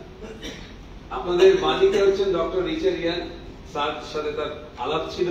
ডক্টর রাধেলাল হরেলাল রিচারিয়া, তিনি প্রায় 18টা বই লিখেছেন। আমরা রিসেন্টলি একটা পাবলিকেশন করেছি, তার মধ্যে রিচারিয়ার পুরো জীবনীটা আমরা তুলে ধরতে পেরেছি। আর পাশে হচ্ছে যত না বৈজ্ঞানিক তার থেকে বেশি তিনি রাজনীতিটা খুব ভালো বুঝেছেন এবং ওনার মানে কেরিয়ার প্রায় শেষ করে দিয়েছিলেন। ডক্টর রিচারিয়া, তিনি কটকের লাইফ সায়েন্সেস ইনস্টিটিউটের ডিরেক্টর ছিলেন। তিনিই বলেছিলেন এত রকমের দেশি ধান আছে, এই ধানগুলো মানুষকে খাওয়াতে পারবে। এটা আবার অনেকক্ষণ বলতে হবে, যেহেতু কম সময় আমি ওনাকে ছবিটা আমাকে দেখালাম আপনাদের। এই বাংলার প্রথম বই, এটা আমরা করেছি। নেক্সট, আচ্ছা 5,000 বছরের মানব সভ্যতার যদি বয়স ধরা হয়, নতুন করে ফসল কিন্তু আমাদের খাদ্য তালিকাতে আসেনি, কিন্তু একটা খাদ্য ফসল কিন্তু আমাদের খাদ্য তালিকায় আসেনি, গৃহপালিত প্রাণীও আসেনি। তাহলে বলছি আমরা কৃষির উন্নয়ন, হ্যাঁ উন্নয়ন আমরা করেছি, ফার্টিলাইজার রেসপন্সিভ ভ্যারাইটি তৈরি করেছি, ওটা দিয়ে ফার্টিলাইজার দিয়েছি, ওটা দিয়ে উৎপাদন বাড়িয়ে আমরা বলছি কৃষির উন্নতি। কিন্তু একটা নতুন ফসল আমরা যোগ করতে পারিনি, একটা গৃহপালিত প্রাণীও কিন্তু যোগ করতে পারিনি 5,000 বছরের মধ্যে। আমাদের 5000 বছর আগে পূর্বপুরুষরা যা করে গেছিলেন তাই। নেক্সট এটার বলার সময় নেই। এইখানে ওই বিষয়টা দিয়েছিলাম 1951 সাল থেকে এই পর্যন্ত খাদ্য উৎপাদন, জাস্ট পাটিগণিত, খাদ্য উৎপাদন, জনসংখ্যা, মানে প্রত্যেক দিনে এক একজন মানুষের 500 গ্রাম করে চাল ডাল ধরেছে, ঠিক আছে তো? একদিনে 500 গ্রাম করে চাল ডাল, 500 গ্রাম করে চাল ডাল ধরলে 1951 সালে আর 1966 সালে শুধু চাল ডালের অভাব ছিল, বাকি কোনো সময় অভাব ছিল না। কিন্তু আপনিও করে নিতে পারেন। জনসংখ্যা কত পাওয়া যায় আর গভর্নমেন্টের কাছে হিসেব আছে যে খাওয়ার উৎপাদন কত হয়, ভাগ করুন, করলেই পেয়ে যাবেন। ওই 2 বছর ছাড়া কিন্তু খাওয়ার অভাব ছিল না। খাওয়ার অভাব মানুষ তৈরি করেছিল, ভয় দেখিয়ে তৈরি করেছিল। নেক্সট, এইটা আমি যেখানে কাজ করতাম সেখানে আমাদের রেসিডেন্ট, যেখানে স্যার গিয়েছিলেন, এখানে প্রায় 400 রকমের ভ্যারাইটি এবং প্রাকৃতিক খামার, কোনো রাসায়নিক সার তো নেই, কোনো জৈব সার আমরা দেই না। অনেকেই আপনারা এখানে উপস্থিত হচ্ছেন, অনেকেই হয়তো সেই জায়গাটা গেছে। নেক্সট, এইটা অ্যাজোলা দিয়ে চাষ করি আমরা। নেক্সট, এগুলো হচ্ছে দেশি ধানের শীষ, কেরলা সুন্দরী, বহুরূপী, মধুমালা, নাগেশ্বরী। আপনি ধানের শীষগুলো দেখলেই বুঝতে পারবেন যে ফলনের দেওয়ার ক্ষমতা কতটা। নেক্সট, দেশি ভুট্টা, হাইব্রিড না কিন্তু। এখন চারিদিকে ভুট্টা চাষ হচ্ছে পশু খাওয়ার জন্য, মানুষের খাওয়ার জন্য নয়। মানে পশু খাওয়ার জন্য অত্যন্ত ব্যস্ত হয়ে পড়েছি। আপনি যদি রায়গঞ্জ, উত্তর দিনাজপুর, নদিয়া, বিভিন্ন জায়গাতে যদি এখন যান না, এখন পাটকে পাল্টে দিয়ে এখন সব ওই ভুট্টা হচ্ছে ওই মুরগির খাবারের জন্য। মানুষ তো আমরা খাই না, আমরা বড়জোর মাঝে মধ্যে রাস্তায় গিয়ে ভুট্টা পোড়ানো খাই একটা দুটো। আমরা এমনি সাধারণত ভুট্টা আমরা খাই না, পুরো ভুট্টাটা কিন্তু পশু খাদ্যে চলে যায়। নেক্সট, এইগুলো সব দেশি, সব দেশি, কোনটা বিদেশি না। নেক্সট, এগুলো সব লঙ্কা, এগুলো সব জাত, টমেটো, এত রকমের জাত। এগুলো আমাদের দেশে গরু। গরুটার কথা বলি, হর্সি জার্সি যেমন বলেছি, আমাদের দেশে যে গির আছে, রেড সিন্ধি আছে, সেই গরুগুলো যদি দেখেন তাহলে বলবেন, আপনারা বলবেন যে এই বিদেশি গরুগুলো আনার কি দরকার ছিল। আমাদের দেশের গরুতে যথেষ্ট প্রোডাক্টিভ ছিল এবং এই গরুর দুধের কোয়ালিটি যথেষ্ট ভালো, রোগ পোকা নেই, ঝামেলা নেই। নেক্সট,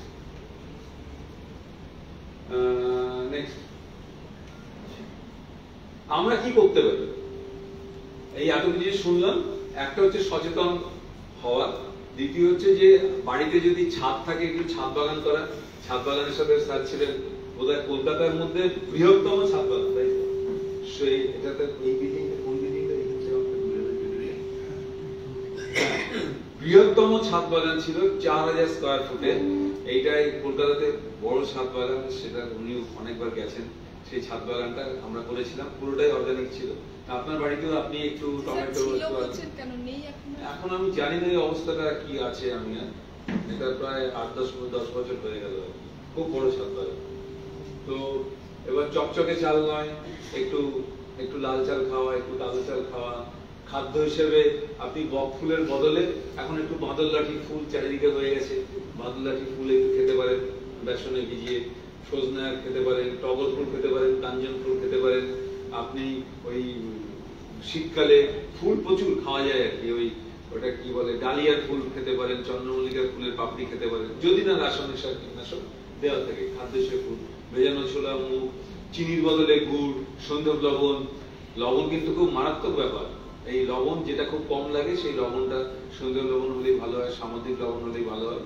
কারণ যে লবণ আমরা খাচ্ছি সেই লবণে কিন্তু অনেকগুলো অ্যান্টি কেকিং এজেন্ট দেওয়া আছে, সেই অ্যান্টি কেকিং এজেন্ট গুলো মানুষের শরীরের পক্ষে ভালো নয়। নেক্সট, আসুন আমরা সবাই একত্রিত হই, এই পৃথিবীটাকে আরো ভালো সুন্দর করি। আমি যদি আপনাদের বিরক্ত করে থাকি মাফ করবেন আমাকে, এই বলে আমি শেষ করলাম। বিরক্ত করার কোনো বিষয় নেই, আমরা সবাই জানতে আগ্রহী। বিভিন্ন অ্যাঙ্গেল থেকে এই বিষয়গুলো আমরা জানার চেষ্টা করছি। আমরা মনে করি না যে পশ্চিমবঙ্গে এমন একজন কেউ আছে যিনি এই সমস্যার সমাধান করে দিয়েছে, এটা আমরা মনে করি না। আমরা মনে করি যে আমাদের লক্ষ্য একটা, প্রাকৃতিক চাষের ফিরে যাওয়া, এই সনাতনী পদ্ধতির কাছে আবার মাথা নত করা, এটা আমাদের সবার লক্ষ্য। সেই লক্ষ্যে উপস্থিত হতে গেলে নানা রকমের পথ আছে, নানা রকমের পথে আমাদের যেতে হবে। একটাই কোনো পথ শেষ কথা, এটা বিজ্ঞানও বলে না, আমরাও বলি। তো এ বিষয়ে আমি খুব সংক্ষেপে দুটি কথা আপনাদের কাছে বলতে চাই।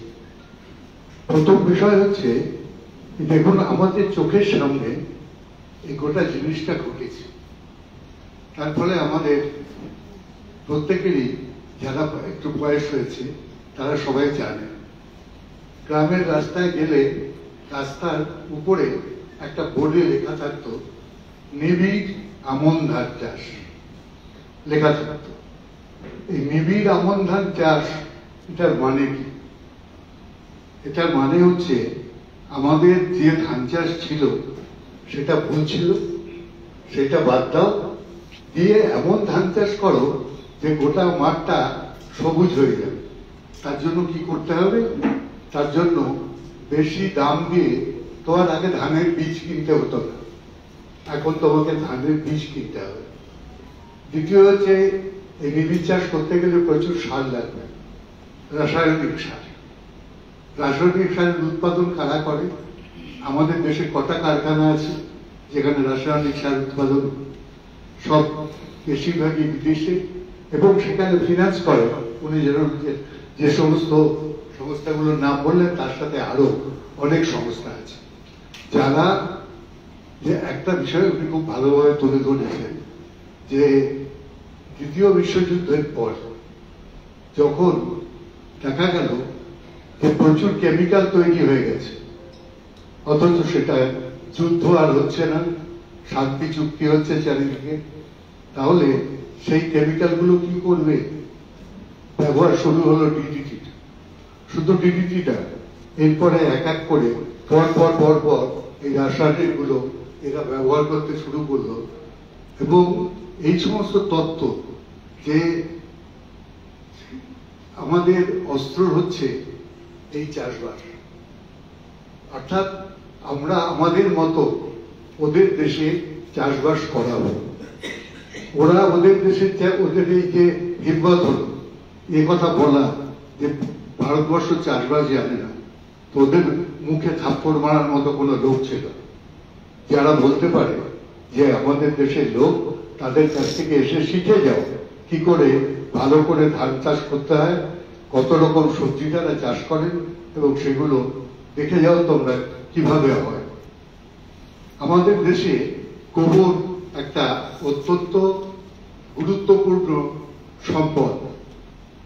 আমরা তার ব্যবহার হয়েছে শুধু গরু হারাই, তার সাথে সাথে আমরা গোবর ব্যবহারও হারিয়েছি। ওর ক্ষেত্রে দেখা যাচ্ছে যে ওনার সাথে আমি একমত হব কিনা আমি জানি না, সেটা হচ্ছে যে সারের ক্ষেত্রে, জৈব সারের ক্ষেত্রে কম্পোস্ট সার থেকে শুরু করে, কেঁচো সার থেকে শুরু করে এই বিভিন্ন সার, এগুলোর কোনো কিছুকেই আমরা বাদ দেওয়ার কথা বলি না। আমরা বলি ওনার পদ্ধতিতে যদি সবটা করা যায় তো সেটা খুব ভালো, সেটা যদি না করা যায় তাহলে এই সমস্ত ধরনের পদ্ধতি আমাদের নিয়ে দেখতে হবে আমরা কোথায় গিয়ে পৌঁছি। আমাদের কাছে ইতিহাস আছে, সেই ইতিহাসের আর একটা দিকও আছে যে বহু মানুষ একেবারে প্রায় সাধু সন্ন্যাসীর মতো তারা এই সনাতনী পদ্ধতিতে চাষবাস এটা তারা করেছেন, তার উপরে বই আছে, এবং সেগুলো নিয়ে আমরা পড়াশোনা করে আমরা দেখেছি যে তাদের কথাগুলো আমাদের মানুষের কাছে নিয়ে আসতে হবে। আমরা সেটা আনি না, আমরা রিচার্জিয়ার কথা বলি, কিন্তু আরো অনেকে আছে যাদের কথা আমাদের বলা উচিত। ফুকো আমার সাথে আমাদের এখানকার যারা ছিলেন তার শিষ্যরা, তাদের কথা বলা উচিত। জঙ্গল, তার কথা বলা উচিত। জঙ্গলকে বাদ দিয়ে চাষবাস হবে না এ কথা বলা উচিত, এবং আরো অনেক কিছু আছে। সেই বিষয়গুলো যদি আমরা পরপর, আমাদের অনেক আলোচনা এসছে এর আগে, আমি কৃষ্ণেন্দুকে বলবো যে খুব সংক্ষেপে আপনি যদি কিছু কথা বলেন। এক কথায় আমি অভিভূত, মানে অনেক ইনফরমেশন আমাদের সবার জানার দরকারও ছিল। আমরা যারা অর্গানিক নিয়ে লড়াই করছি, যারা লড়াই করার চেষ্টা করছি, তাদের প্রত্যেকের এইটা যদি জানা যায় যে আমরা কেন করব, কেন জানাটা খুব দরকার। আমাদের প্রত্যেকের কিন্তু যে কোনো কাজের আগে কেন জানাটা দরকার। কেনটা উনি এত সুন্দরভাবে বুঝিয়েছেন, অন্তত আমি অনেকটা শিক্ষিত হলাম, মানে চেষ্টা করলাম এবং অনেক কিছু পরে আরো জানার চেষ্টা করবো। অনেক ইনফরমেশন নিলাম, আমি লিখছিলাম, দেখছেন হয়তো আমি লিখছিলাম, মানে আমার কাছে অনেক ইনফরমেশন আছে যেটা আরো বেশি আমার জানা উচিত, তবে একটা সর্বাঙ্গীন কিছু কাজ হয়। তো অসাধারণ এই ধরনের যে প্রোগ্রামগুলো হচ্ছে, এই ধরনের প্রোগ্রামগুলো সত্যিই আমাদের কাছে অসাধারণ। আপনারা যেটুকু সময় দিলেন, আপনাদের তো একটা সময় ব্যয় করলেন, জীবনের একটা অংশ, বিরাট অংশ, মানে সময়ের চেয়ে বেশি কিছু হয় না। বাড়ি ফিরে গিয়ে দয়া করে একটু চিন্তা করবেন। যদি আমরা চিন্তা করি, কেন উত্তর খুঁজতে যাই, একদিন একটা আমরা ভালো সবুজ পৃথিবী তৈরি করবো এবং সেখানে আমাদের পরবর্তী প্রজন্ম, যেমন যেটা বলছিলেন যে আমাদের তো একটা শেষের দিকে আমরা, কিন্তু যারা আগামী আসছে তাদের জন্য কি রেখে দিয়ে, ওই যে ছবি দেখালেন বাচ্চারা কি রকম ভাবে তৈরি হচ্ছে, ওরকম বাচ্চা তৈরি করে পৃথিবীকে উপহার দেওয়ার জন্য রাখবো, না সত্যিকারের সুস্বাস্থ্যের মানুষ তৈরি করবো। এটা আমাদের বোধহয় সবার একটু দরকার আছে। আর আমাদের প্রত্যেকের দায়িত্ব একটু মেসেজটা সবার ঘরে ঘরে ছড়ানো। আপনাদের ক্ষুদ্র পরিসরের 10 জন দেখুন, আমরা এখানে হয়তো 100 জনের মতো এসেছি, আমরা যদি প্রত্যেকে 10 জন করে দেখুন, এই মুহূর্তে 1000 জন ছড়াবে, সেই 1000 আবার আগামী 1000 তৈরি করবে। এই করতে করতে একটা বিপ্লব সংগঠিত হয়, যেটা আমাদের পূর্ণেন্দু স্যার ইনিশিয়েটিভ নিয়েছেন। আমাদের দোলাদি যেটা হচ্ছে মানে সামনে থেকে সেটাকে লিড করছে। তো সেখানটায় আমরা যারা সঙ্গে রয়েছি সবাই হচ্ছে সেইটাকে যাতে আগামী দিনে সবার কাছে পৌঁছে দিতে পারি এবং পৌঁছতে হবে। এবং একটা জিনিস আমার মনে হয়, সমস্ত রিভলিউশন কিন্তু এসছে ফ্রম দ্য ইস্ট। হ্যাঁ, ইস্ট কিন্তু অনেক পথ দেখিয়েছে অনেক বিষয়। তো এরকম একটা অর্গানিক নিয়ে সবাই কিন্তু আমরা টিভিতে দেখছি অর্গানিক করতে হবে, সবাই করতে হবে বলে, আমরা কিন্তু করছি যেন করতে পারি। ধন্যবাদ সবাই। আমরা এবার প্রশ্নোত্তরে যাব। তার আগে আপনাদের বলে দিই, উনি যে দুটো ছবি দেখিয়েছিলেন, তার একটা তো ডক্টর ডিসালিয়া, আর একটা হচ্ছে স্বামীনাথনের ছবি, যে আমাদের দেশটাকে ধ্বংস করে দিয়েছে। এবং তিনি পরে কৃষি কমিশনের চেয়ারম্যান হয়ে যে সমস্ত দিয়ে গেছেন, সেখানে তিনি আগের ধারণা পাল্টে ফেলেছেন। এখন তিনি অর্গানিক চাষের কথা বলেছেন, পারম্পরিক চাষের কথা বলেছেন, যেটা আগে কোনোদিন মুখে উচ্চারণ করেননি, এবং উচ্চারিত হলে বিচারিয়ার মতো অবস্থা তাদের হয়ে যেত। কাজেই আমাদের দেশে এরকম অনেক লোক আছে, সাম্রাজ্যবাদের দালাল ছাড়া সাম্রাজ্যবাদ কখনোই কোথাও স্থায়ী জায়গা তৈরি করতে পারে না। আর দ্বিতীয় আরেকটা আমি অনুরোধ করব অনুপম পালকে, যে তিনি তার এই গোটা ধারণাটা নিয়ে আর একটা বই লিখুন, এটা সবার জন্য প্রয়োজনীয় হবে। এবার আপনারা যারা প্রশ্ন করতে চান প্রশ্ন শুরু করুন।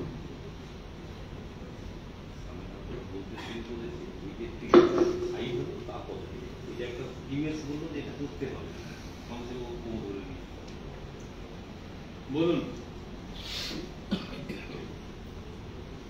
আমি পরিচয়টা একটু দিবেন। রেলে চাকরি করেছি, দিদি জানেন, কিন্তু আমি চাষি ছেলে, বাবাও চাকরি করতেন, কিন্তু পরিবেশটা ছিল চাষবাস। সেখানে আমিও ছোটবেলা অনেক কিছু করেছি। আজকে যেটা এই বিষয়টা আমার খুব ভালো লাগলো, এটা বলছি এই টাইপের দিদিকে আমি অনুরোধ করবো, আমরা তো যেটা ইউনিয়ন করছি আমরা, এগুলো খুবই দরকার আছে। এই টাইপের আমাকে যখনই কোনো হয় আমাকে বলবেন, আমি যে কোনো ভাবে আসার চেষ্টা করবো। আমার নিজস্ব বাড়ি নেটিভ ভিলেজ ইউপিতে, এবং আমি বেশিরভাগে রিটায়ার করার পরে যেহেতু দিদির সঙ্গে আমি যুক্ত আছি, আমি ইউনিয়ন ছেড়ে যেতে পারছি না, কিন্তু মাঝে মাঝে পালিয়ে আমি থাকছি। আমার ভালো লাগে গ্রামের পরিবেশ এবং চাষবাস, আমি এখনো করছি। আমি একটা জিনিস জানতে চাই, এটা খুব উপযোগী, আপনি বলেছেন যেগুলো সেটা আমরা জানি, তো ম্যাক্সিমাম মানুষ এটা জানে না, এটাকে প্রচার করার দরকার আছে, যেমন সবাই যারা এসে তারা নিজে নিজে করবে। একটা জিনিস জানতে চাইছি, অর্গানিক যেটা এই আমরা বীজটা, আমাদের যখন ছোটবেলা ছিলাম ধানের বীজ হতো, 60 বলে আমাদের ওখানে বলতো, ওই 60টা 60 ডেজ মধ্যে হয়ে যেত, এবং ওটা বালি হতো না, ওটা সিক্কার মধ্যে হতো, কভার থাকতো কোন খুব সুন্দর। এবং ওর আজকেও ওর ভাত তার সঙ্গে যেটা মার সাথ থাকে ওর জলটা মিষ্টি লাগতো। এবং আমার মনে হচ্ছে সব থেকে বেশি আয়রন এবং যত পুষ্টিটা ওর মধ্যে ছিল সেটা শেষ হয়ে গেল। আপনি বলেছেন এটা আমি এগ্রি করছি। এই বীজগুলো কোথায় পাবো আমি এটাই জানতে চাইছি। এই বীজগুলো কোথায় উপলব্ধ হবে, যেটা কোথায় নিয়ে আমরা ওটাকে উপয়োগ করি। যেমন ভুট্টা, আমি ভুট্টা কিছুদিন আগে বাড়ি থেকে ভাইকে বলেছি ভুট্টা চাষ করেছিল, কিন্তু এই সময়ের বীজ ওই সময়, যেটা বলে মুরগি খাওয়ানোর ভুট্টা হচ্ছে, তো এই সময়ের বীজ ওই সময়, ওই সময়ের বীজ ওই সময়, তারপরে যেটা সঠিক দরকার সেটা হচ্ছে না, ফলন ভালো হচ্ছে না। তো ওই সব সংক্রান্ত কি করে আমরা খবরটা একটু আমাকে কন্ট্যাক্ট নাম্বার দিন। সুস্থায়ী কৃষি পরিবারকে আমি আন্তরিক শুভেচ্ছা জানাবো যে এরকম একটা অনুষ্ঠান আয়োজন করার জন্য। সম্ভবত এই অনুষ্ঠান মানে এই টপিকের অনুষ্ঠান পশ্চিমবঙ্গে আগে হয়েছে কিনা আমি জানি না। তো এটা একটা বিশেষ অনুষ্ঠান যেখানে বলছি মানে কৃষি অনুষ্ঠান মানে কি এটা দাও এটা দাও, এটা এখন দেবেন 2 লিটার জল 4 লিটার জল, এরকম কোনো আলোচনা হয়নি কিন্তু মানে কি দেবেন আর কি দেবেন না এসব নিয়ে আলোচনা হয়নি। আপনার প্রশ্নটা ঠিক, ওটার নাম হচ্ছে গর্ভধান। ওটা আপনারা অনেকে জানেন তো, উনি যে প্রশ্নটা করেছেন এটা একটা ইউনিক ভ্যারাইটির কথা বলেছেন, যে ভ্যারাইটিটা শীষটা কিন্তু বের হয় না, আপনি শীষ দেখতে পাবেন না, ওটা ভেতরের মধ্যেই ওটা পেকে যায়, সেটাই তো ভেতরের মধ্যে। এটা কোশি নদীর উপকূলেই এটা আমার পাওয়া আর কি। তো এই ধানটা আমাদের কাছে আছে, আরো অনেক সংগঠনের কাছে আছে, এই ধান আপনি পেয়ে যাবেন, কোনো অসুবিধা নেই। এই ধান উদ্ধার করা হয়েছে, গর্ভধান বলে এটাকে। চালটা লাল হয়, চাল লাল হয় না, চাল লাল পেয়ে যাবেন আপনি, এটা আছে উদ্ধার করা। ভুট্টা, আর ভুট্টা দেশি ভুট্টা দেখেছেন, ওটা দেশি ভুট্টা। আপনি দেশি ভুট্টার বীজ চাইলে আপনি পেয়ে যাবেন।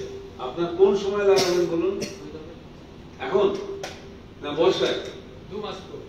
বর্ষায় লাগাবেন তো, তাহলে একটুখানি একটু যোগাযোগটা যদি আমি থাকে, শুনুন তোমার কাছে আছে, আমি দেবো। হ্যাঁ ঠিক আছে, আমি ফোন নাম্বার দিয়ে দেবো, আমি আপনাকে ব্যবস্থা করে দেবো। কতটা লাগবে মানে 1 বিঘে না 2 বিঘের জন্য? এখন অল্প দিয়ে। আচ্ছা ঠিক আছে, আপনি বীজ করে দেবেন। তবে একটা জিনিস আপনাকে বলি, আপনি যদি যে ভুট্টাটা লাগাবেন সেই ভুট্টা আশেপাশে কি কেউ ভুট্টা চাষ করে? না। হ্যাঁ করে না, তাহলে ওই ভুট্টাটা চালাতে পারবেন। যদি ওখানে অন্য ভুট্টা করে তাহলে কিন্তু ওই ভুট্টার বীজ রাখতে পারবেন না, কারণ একটা ভুট্টা থেকে একটা ভুট্টার ডিস্টেন্স হতে হবে 1 কিলোমিটার। কারণ ঝাড়খণ্ডে যেখানে লাল ভুট্টা চাষ করে, পুরো লাল রঙের ভুট্টা, খুব পুষ্টিকর, গ্রামের সবাই কিন্তু লাল ভুট্টা করে, অন্য ভুট্টা করে না। ওরা জানে অন্য ভুট্টা করলেই ক্রস হয়ে যাবে, এই জন্য লাল ভুট্টা করে। আবার নাগাল্যান্ডে ওই যে ভুট্টা ফেক ডিস্ট্রিক্টে, ওই যে ভুট্টাটা দেখলে বড় বড়, ওই নাগাল্যান্ডের ফেক ডিস্ট্রিক্টে ওরা ওই ভুট্টাটাই করে, অন্য কোনো ভুট্টা করে না, কারণ অন্য ভুট্টা করলেই ওটা ক্রস হয়ে যাবে, ওটা পিওরিটিটা থাকবে না। তো যেটা চাইবেন সেটাই করতে হবে, আশেপাশে কিন্তু ওই ভুট্টাই করতে হবে, অন্য ভুট্টা করলে ক্রস হয়ে যাবে, বলে রাখবেন। ভুট্টার এই মিশে যাওয়ার ব্যাপারটা খুব সাংঘাতিক।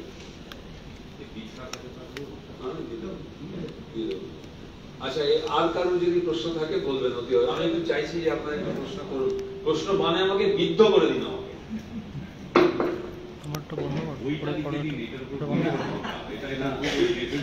আমার কৃষি ভাবনা দুর্ভাবনা, ওইটা সব থেকে বড় বই, 450 পাতার বই, ওইটাই হচ্ছে বাংলার প্রথম ফুড পলিটিক্স এর বই। ওখানে আমি অনেকটা বিষয় কভার করেছি, এই খাদ্য রাজনীতির বিষয়। ওটা কলাবতী মুদ্রা, বিশ্বনন্দ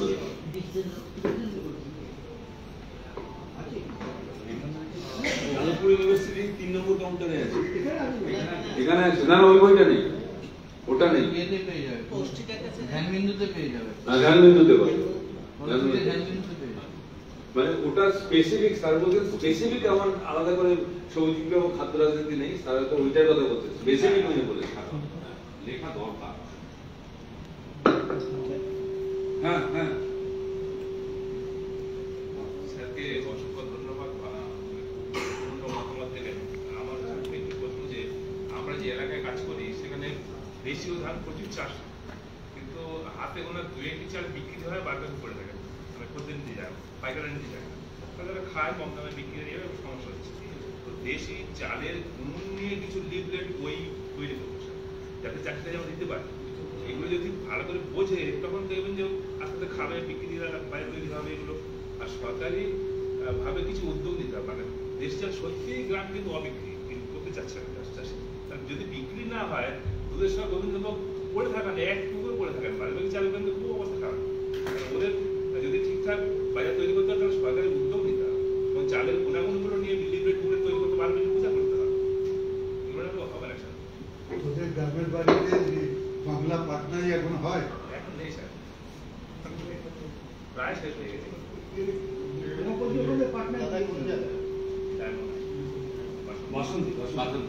আচ্ছা, এইটা একদম ঠিক কথা। এইটা উনি স্যার যখন কৃষিমন্ত্রী ছিলেন আমরা কিন্তু অনেক উদ্যোগ নিয়েছিলাম এই চালের নিউট্রিশন কোয়ালিটি অ্যানালিসিস করার জন্য।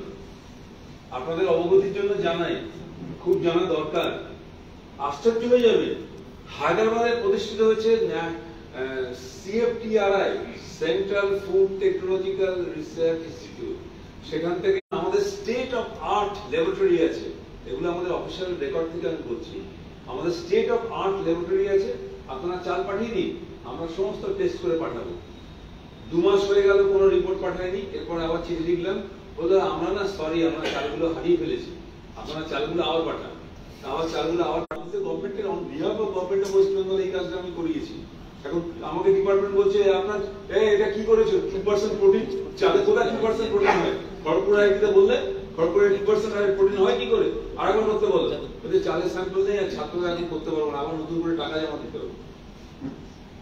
শুনুন না ব্যাপারটা, হ্যাঁ ভালো না? ভালো লাগে কথা শুনে। নিউট্রিশন কোয়ালিটি কিন্তু এই ব্যাপার, একটা চালের নিউট্রিশন কোয়ালিটি করতে 5000 টাকা লাগে। Protein, fat, carbohydrate, iron, zinc, minerals করতে লাগবে। এবং NABL ল্যাব ছাড়া ক্যালকাটা ইউনিভার্সিটি করে, আমি করিয়েছিলাম ক্যালকাটা ইউনিভার্সিটি থেকে একটা ডিপার্টমেন্ট থেকে, কিন্তু সেটা মানে স্বীকৃত হবে না। আপনি কোথাও বলতে গেলে আপনি বলেন কোথাকার কোনটা বলতে বলবেন, কিন্তু স্বীকৃত হবে না। NABL চাই, NABL চাই। এখানে অনেক NABL ল্যাব আছে, তারপর তো আমি ইন্টারভিউ করে গেছি, আর সমাধান করতে পারিনি। আবার নতুন করে ভাবছি যে কোনো সংস্থা কাউকে দিয়ে যদি আবার এই কাজটা করানো যায়, এটা একটা গুরুত্বপূর্ণ কাজ। আনফরচুনেটলি চালের এই নিউট্রিশন কোয়ালিটি নিয়ে সেরকম কোনো কাজ হয়নি বললেই চলে। আপনারা একটা বই দেখতে পাবেন হায়দ্রাবাদে, nutritive qualities of Indian foods. সেই চালের মধ্যে শুধু চাল, ঢেকি ছাড়া চাল, অমুক চাল আছে, তিনটে, আর কোনো নেই, কোনো ভ্যারাইটি কথা বলা নেই।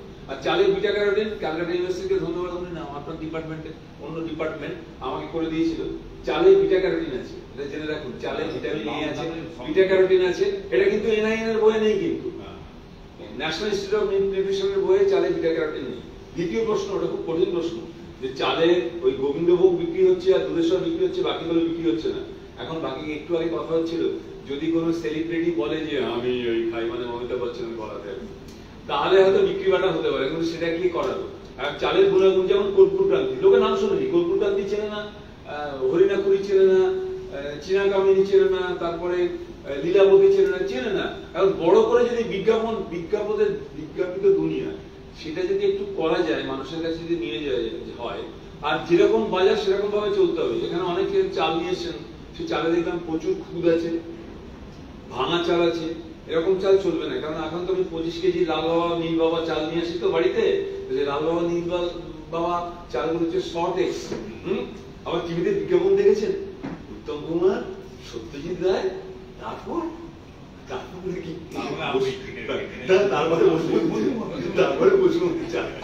অদ্ভুত একটা বিজ্ঞাপন, বাবুর কার সাথে কি নিয়ে আসছে। তো ওই চালগুলো কিন্তু ওই মেশিনে একদম প্রত্যেকটা দানা আলাদা করা থাকে। এখন আমাদের যে লোকাল মেশিন গুলোতে সেগুলোর দানা আলাদা হয় না, সেখানে একটু প্রচুর থাকে। সেইটা যদি করা যায়, উনি অনেক চেষ্টা করেছিলেন, এখন আমি জানি না কিভাবে সেই চেষ্টাটা হবে, আমি জানি না স্যার এটা কি করে করা যাবে। চালের যে মেশিন, ও মানে গ্রেন পরিষ্কার দিতে হবে, ওই ভাঙা ভাঙা খুদ, তারপরে ওই কি বলে কাপড়, ওসব চাল চলবে না।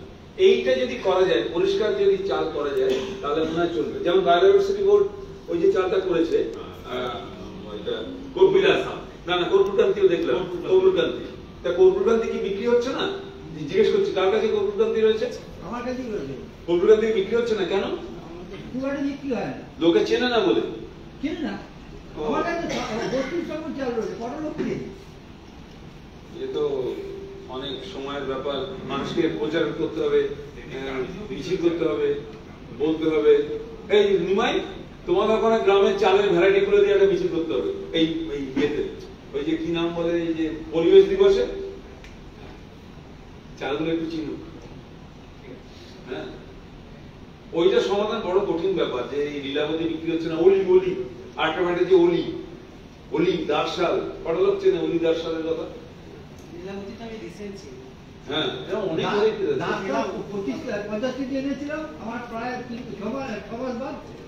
একটু প্রচার তো দিতে হবে, প্রচার দিতে হবে, প্রচার ছাড়া হবে না। প্রচার দিয়ে দেখছেন না, এই দেখুন চিনি, 1 কিলো চিনির দাম 44 টাকা, সেই চিনিটা আপনি হরলিক্সে কিনছেন 700 টাকাতে, তখন কিন্তু কাউকে কিছু বলছেন না, বলছেন না যে আমার পকেট কাটছে, কোনো অসুবিধা হচ্ছে না তখন। প্রচার যেরকম দিয়েছে। এবার নেক্সট কোশ্চেন যদি থাকে বলুন। আমি তো প্রশ্ন মানে বিদ্ধ হতেই পারছি না, একটু বলুন। আমি একটা কোশ্চেন করব। আগের প্রশ্নের সূত্র ধরে ধানের ক্ষেত্রে পিউরিটিটা কিরকম? আমরা অনেকে বীজ সংরক্ষণ করছি, সেখানে তো রিস্ক আছে যে পাশের জমিতে যদি অন্য ধান হয় সেক্ষেত্রে। ওটা তো আলাদা chapter, how to maintain purity. সেটা গ্যাপ রাখতে হবে, কি করে বায়োডাইভার্সিটি মেইনটেইন করতে হবে, ওটা আলাদা বিষয়। ফ্লাওয়ারিং টাইম ওটা সে আলাদা সাবজেক্ট, ঠিক আছে, ওটা আলাদা বিষয় না। আমরা একটা সফটওয়্যার ডেভেলপ করেছি যারা 50টা ভ্যারাইটির উপর করছে, সেই সফটওয়্যারটা হচ্ছে বিবিধতা। ওটাতে ওই ভ্যারাইটি গুলো সাজিয়ে দিলে, ভ্যারাইটি গুলো ডেট অফ ফ্লাওয়ারিং গুলো দিলে, আর প্লট মাপ দিলে ঝড় করে সাজিয়ে দেবে আর কি, ওই একদম ক্রস পলিনেশন যাতে না হয়। যেটা আমাকে ম্যানুয়ালি এতদিন করে এসেছি আমি, সেটা কম্পিউটার করে দেবো। বিবিধতা না, না নিজের সেটা হচ্ছে যে আমরা নিউজ থেকে প্রথমে 26 রকমের ধান চাষ করেছিলাম, তো তার থেকে আমরা 17 রকমের ভ্যারাইটির বীজ সংরক্ষণ করতে পেরেছি। এবারে করার পরে যেটা হচ্ছে, কারণ আমরা তো আগের বছর করেছি, এই বছর সেই বীজগুলো আবার বাকি চাষিদেরকে ডিস্ট্রিবিউট করবো। এবারে যেটা সমস্যা হচ্ছে যে আমরা যেরকম ইনফরমেশন পেয়েছিলাম, মানে যেখান থেকে বীজ নিয়েছিলাম, যে এই জমির জন্য এই ধানটা ভালো হয়, সেই অনুযায়ী আমরা চাষের জমিতে করেছি, কিন্তু তাতে দেখা যাচ্ছে যে ফলন অনেক কম হয়েছে, সমস্যা দেখা দিচ্ছে। এবার আমাদের কাছে সেরকম কোনো ইনফরমেশন নেই যে কোন ধানটা কোন জমির জন্য ভালো, বা জমি যদি নিচু উঁচু হয় তো জমির জলের পরিমাণটা কতটা থাকলে ভালো হবে, তো সেই ইনফরমেশন গুলো যদি পাওয়া যায়। আমরা এগ্রিকালচার ট্রেনিং সেন্টার ফুলিয়া থেকে অনেকগুলো পাবলিকেশন করেছিলাম, তাতে ডিটেইলস এইগুলো আছে যে কোন ধান কোন জলে হবে, তার একটা আছে তালিকা, সেটা আমি দিয়ে দেবো। আর ধান যদি গুলিয়ে যায় তাহলে কিন্তু ডিসকার্ড, বাদ দিয়ে দিন, নতুন করে আবার নিন, ওটা ওই রামের জায়গায় লক্ষণ হয়ে যাবে, দরকার নেই।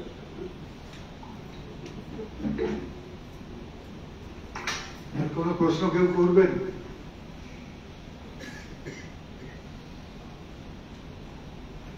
ঠিক আছে, তাহলে আজকে আমরা শেষ করব।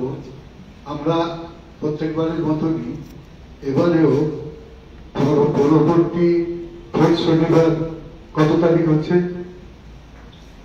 দুটো বলে দিন। হ্যাঁ, 29 তারিখ, 29শে জুন। 29শে জুন আমরা এই যে 5টা আলোচনা হলো, 5টা আলোচনা থেকে সুস্থায়ী কৃষি পরিবার কি পেল, এই বিষয়টা আমরা আলোচনা করব, এবং তাতে আপনারা কয়েকজন প্রস্তুত, আপনাদেরও প্রশ্ন করা হবে আপনারা কি পেলেন এবং আপনারা কি করছেন বা আপনারা কি করবেন, এই আলোচনাটা আমরা করব।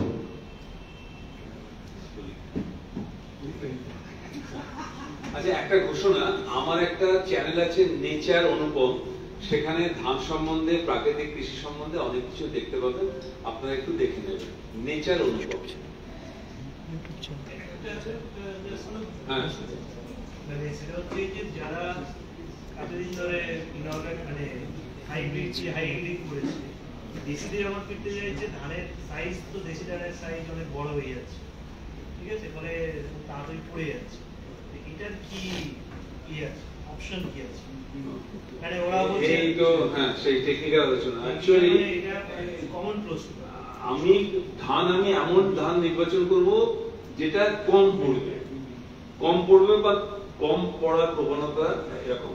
সেটা হচ্ছে যে সাদা ঝুলুর বলে একটা ভ্যারাইটি আছে, সেটা কিন্তু খাড়া থাকে, সাদা ঝুলুর খুব শক্ত ধান থাকে। আর যদি ডাঙা জমিতে যে ধানগুলো করি অল্প দিনের ধানগুলো, সেগুলো কিন্তু পড়বে না। জয়প্রকাশের যে জয়প্রকাশ 90, জয়প্রকাশ 110, 57, 72 এগুলো কিন্তু পড়ে না কোনোটা। তার একটু উপরে সাইজে যদি যাই, কেরালা সুন্দরী কোনো জায়গায় পড়ে, কোনো জায়গায় পড়ে না, বহুরূপীয় পড়ে না। এরকম অনেক ভ্যারাইটি আছে, সেটা দেখে আমাকে সিলেকশন করতে হবে। আর একটা জিনিস, ধান আমাকে কাটতে হবে। ধান লাগানোর পরে 50 দিনের মাথায় 50 ডেজ এর মধ্যে আমাকে ধানের মাথা 1 ফুট কেটে দিতে হবে।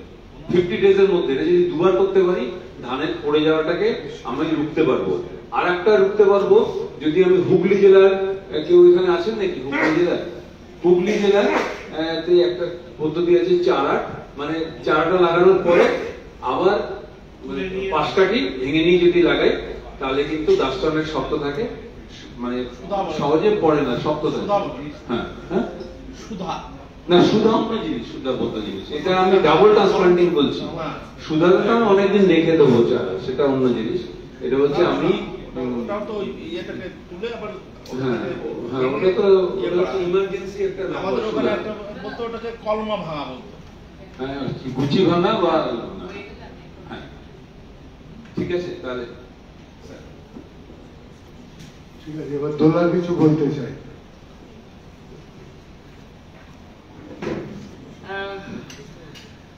আমি কৃষির লোক নই এবং আমার অর্গানিক হাটে আসা বা এই আলোচনাগুলো থাকা প্রধানত উল্টো দিকের লোক হিসেবে, বিবিদার মতো, বিজয় বাহাদুর সিং এর মতো কৃষিকাজে গ্রামের বাড়িতে গিয়ে কৃষিকাজে ইনভলভমেন্টের জন্য নয়। আমার হচ্ছে ক্রেতা হিসাবে, কলকাতায় যেহেতু আমরা ভেজাল খেয়ে বড় হয়েছি, তাই ক্রেতা হিসাবে আমরা যদি জৈব জিনিস, যেখানে রাসায়নিক নেই বা কীটনাশক নেই, তেমন জিনিস পাই, সেটার প্রতি আমাদের একটা আকাঙ্ক্ষা আছে। এবং যেহেতু বুদ্ধি দিয়ে বুঝি যে এটা প্রয়োজনীয় আমাদের জীবনের জন্য, যে আপনিও উল্লেখ করেছেন, সবাই উল্লেখ করেন ক্যান্সার ইত্যাদি অন্য অসুখের কথাও, তো সেই জন্য আমাদের ইন্টারেস্ট কিন্তু এই পার্সপেক্টিভ থেকে, মানে আপনারা যে পার্সপেক্টিভ আলোচনা করলেন সেই পার্সপেক্টিভে নয়। আমরাও কিন্তু এখানকার কিছুজন শ্রোতা, আমাদের পার্সপেক্টিভ হচ্ছে উল্টো দিক, এবং সেটার সঙ্গে একটা রিলেশন আছে, যেটা আমি প্রত্যেকবার সবাইকে নেমন্তন্ন করার সময়ও লিখি, যে অর্গানিক হাটে এই যে সুস্থায়ী কৃষি পরিবারের প্রত্যেক মাসে একটা করে আলোচনা হচ্ছে, তার দুটো দিক আছে। একটা দিক হচ্ছে এই যে বিষয়ে আপনি আলোচনা করছেন বা এর আগেও যারা করেছেন, এগুলোতে চর্চা নিজেদের মধ্যে বাড়ানো এবং জ্ঞান সংগ্রহ করা বা জানা, যেটা কৃষ্ণেন্দুদা বলেছেন যা জানতাম না ইত্যাদি। আর একটা দিক হচ্ছে যে ভারতবর্ষে সম্ভবত এটা একমাত্র এখনো পর্যন্ত যে সরকারের পক্ষ থেকে, রাজ্য সরকারের পক্ষ থেকে একটা উদ্যোগ নেওয়া হয়েছে, একটা জায়গায় অনেকগুলো দোকানে জৈব জিনিস পাওয়ার একটা স্কোপ তৈরি হয়েছে। কিছুদিন হলো এটা চলছে, গত 17ই অক্টোবর থেকে, তো 7 মাস হলো। এখন আমাদের এই আলোচনার দ্বিতীয় একটা দিক হচ্ছে, যারা এখানে আসবেন তারা যেন আমাদের এই জৈব হাটটাকে একটু চিনতে পারেন, এবং এই অর্থেই চিনতে পারেন যাতে তারা আবার সেখান থেকে মাসে মাসে বা সপ্তাহে সপ্তাহে এই জৈব জিনিস কিনতে পারেন, মানে যেটাতে কীটনাশক নেই, যেটাতে রাসায়নিক নেই, এমন জিনিস কিনতে পারেন। সেই পরিপ্রেক্ষিতে স্বাস্থ্যের জন্য, নিজেদের ভালোর জন্য, এটার সঙ্গে ওই আমার দিকটা, ক্রেতার পার্সপেক্টিভটার রিলেশন আছে। তো সেই জন্য আমি দুটো কথা বলবো। এক, এখানে যারা এসেছেন, যারা নিজেরা কৃষিকাজের সঙ্গে যুক্ত নন, এখানকার লোকজন কাছাকাছি ইত্যাদি, তারা এই অর্গানিক হাটটা ঘুরে দেখবেন এবং নিজেদের জন্য কিছু সংগ্রহ করবেন। আর দ্বিতীয় বলবো যে পূর্ণেন্দুদা বলেছেন পরের 29শে জুন 6 নম্বর আলোচনাটা হবে এই 5 দিনের আলোচনার পরিপ্রেক্ষিতে। তো সেখানে আমি আপনাদের অনুরোধ করব, আপনারা পারলে সুস্থায়ী কৃষি পরিবারের পক্ষ থেকে ক্রেতার পার্সপেক্টিভটাকে অ্যাড করবেন। আমরা এখানকার একটা অংশ যারা শুধু ক্রেতা, মানে তারা কৃষি বুঝি না, আর আমাদের কৃষি এজেন্ডাও নয় যে খুব বুঝতে চাইছি এমনও না। এটা জানতে ভালো লাগছে যে ঠিক আছে এত ভ্যারাইটি ছিল, যেটা আপনি বললেন খুব আশ্চর্য যে এত হাজার ভ্যারাইটিকে নষ্ট করে মাত্র 2000 রেখে দিয়েছিলাম, এগুলো জানার দিক থেকে ঠিক আছে। কিন্তু এই ক্রেতার যে পার্সপেক্টিভ এবং আমাদের ভবিষ্যৎ প্রজন্মের জন্য বা নিজেদের জন্য সুস্থ থাকার জন্য রাসায়নিক বা কীটনাশক বর্জন করার যে পার্সপেক্টিভ, সেটার উদ্যোগটা স্বাভাবিকই স্রোতের প্রতিকূলে অনেক কম থাকে। সবুজ বিপ্লব বা স্বামীনাথনই দেশ জুড়ে থাকে, বিচারিয়াকে তো কমজন জানে। তাই আমরা যে কোনো কারণে হোক এখন যখন একটা এরকম সুযোগ পেয়েছি, সেখানে আমরা যারা জানি না কৃষি কিন্তু আমরা ভালো থাকতে চাই এবং রাসায়নিক এবং কীটনাশক মুক্ত হয়ে, সেই ক্রেতার পার্সপেক্টিভটা আপনার 6 নম্বর আলোচনায় সুস্থায়ী কৃষি পরিবার এই 5টার সঙ্গে রিলেট করে যদি একটু ভাবেন তাহলে আমরা উপকৃত হব। Thank you.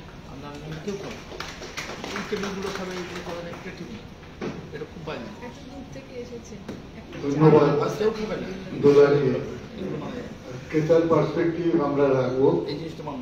আমাদের 7-8 তারিখে একটা মেলা হচ্ছে এখানে, এই আমাদের এই বিল্ডিং এর নিচে। সেই মেলাতে বিভিন্ন স্টল যারা দেবে তারা তাদের উৎপাদিত সামগ্রী যেমন রাখবে, একটা বিশেষ পার্সপেক্টিভ থাকবে আমাদের সেখানে, হচ্ছে ধানটাকে দেখানো বিশেষ করে। তার পাশাপাশি এখানে একটা খাওয়ার জায়গাও থাকবে, ফুড কোর্ট ধরনের থাকবে, যেখানে বিভিন্ন ধরনের দেশীয় চাল তার বিভিন্ন ধরনের রান্না করে সেগুলো খাওয়ানো হবে। এটা রবীন্দ্রবাবু বলেছিলেন, এই চাল উৎসবের আগেও হয়েছে।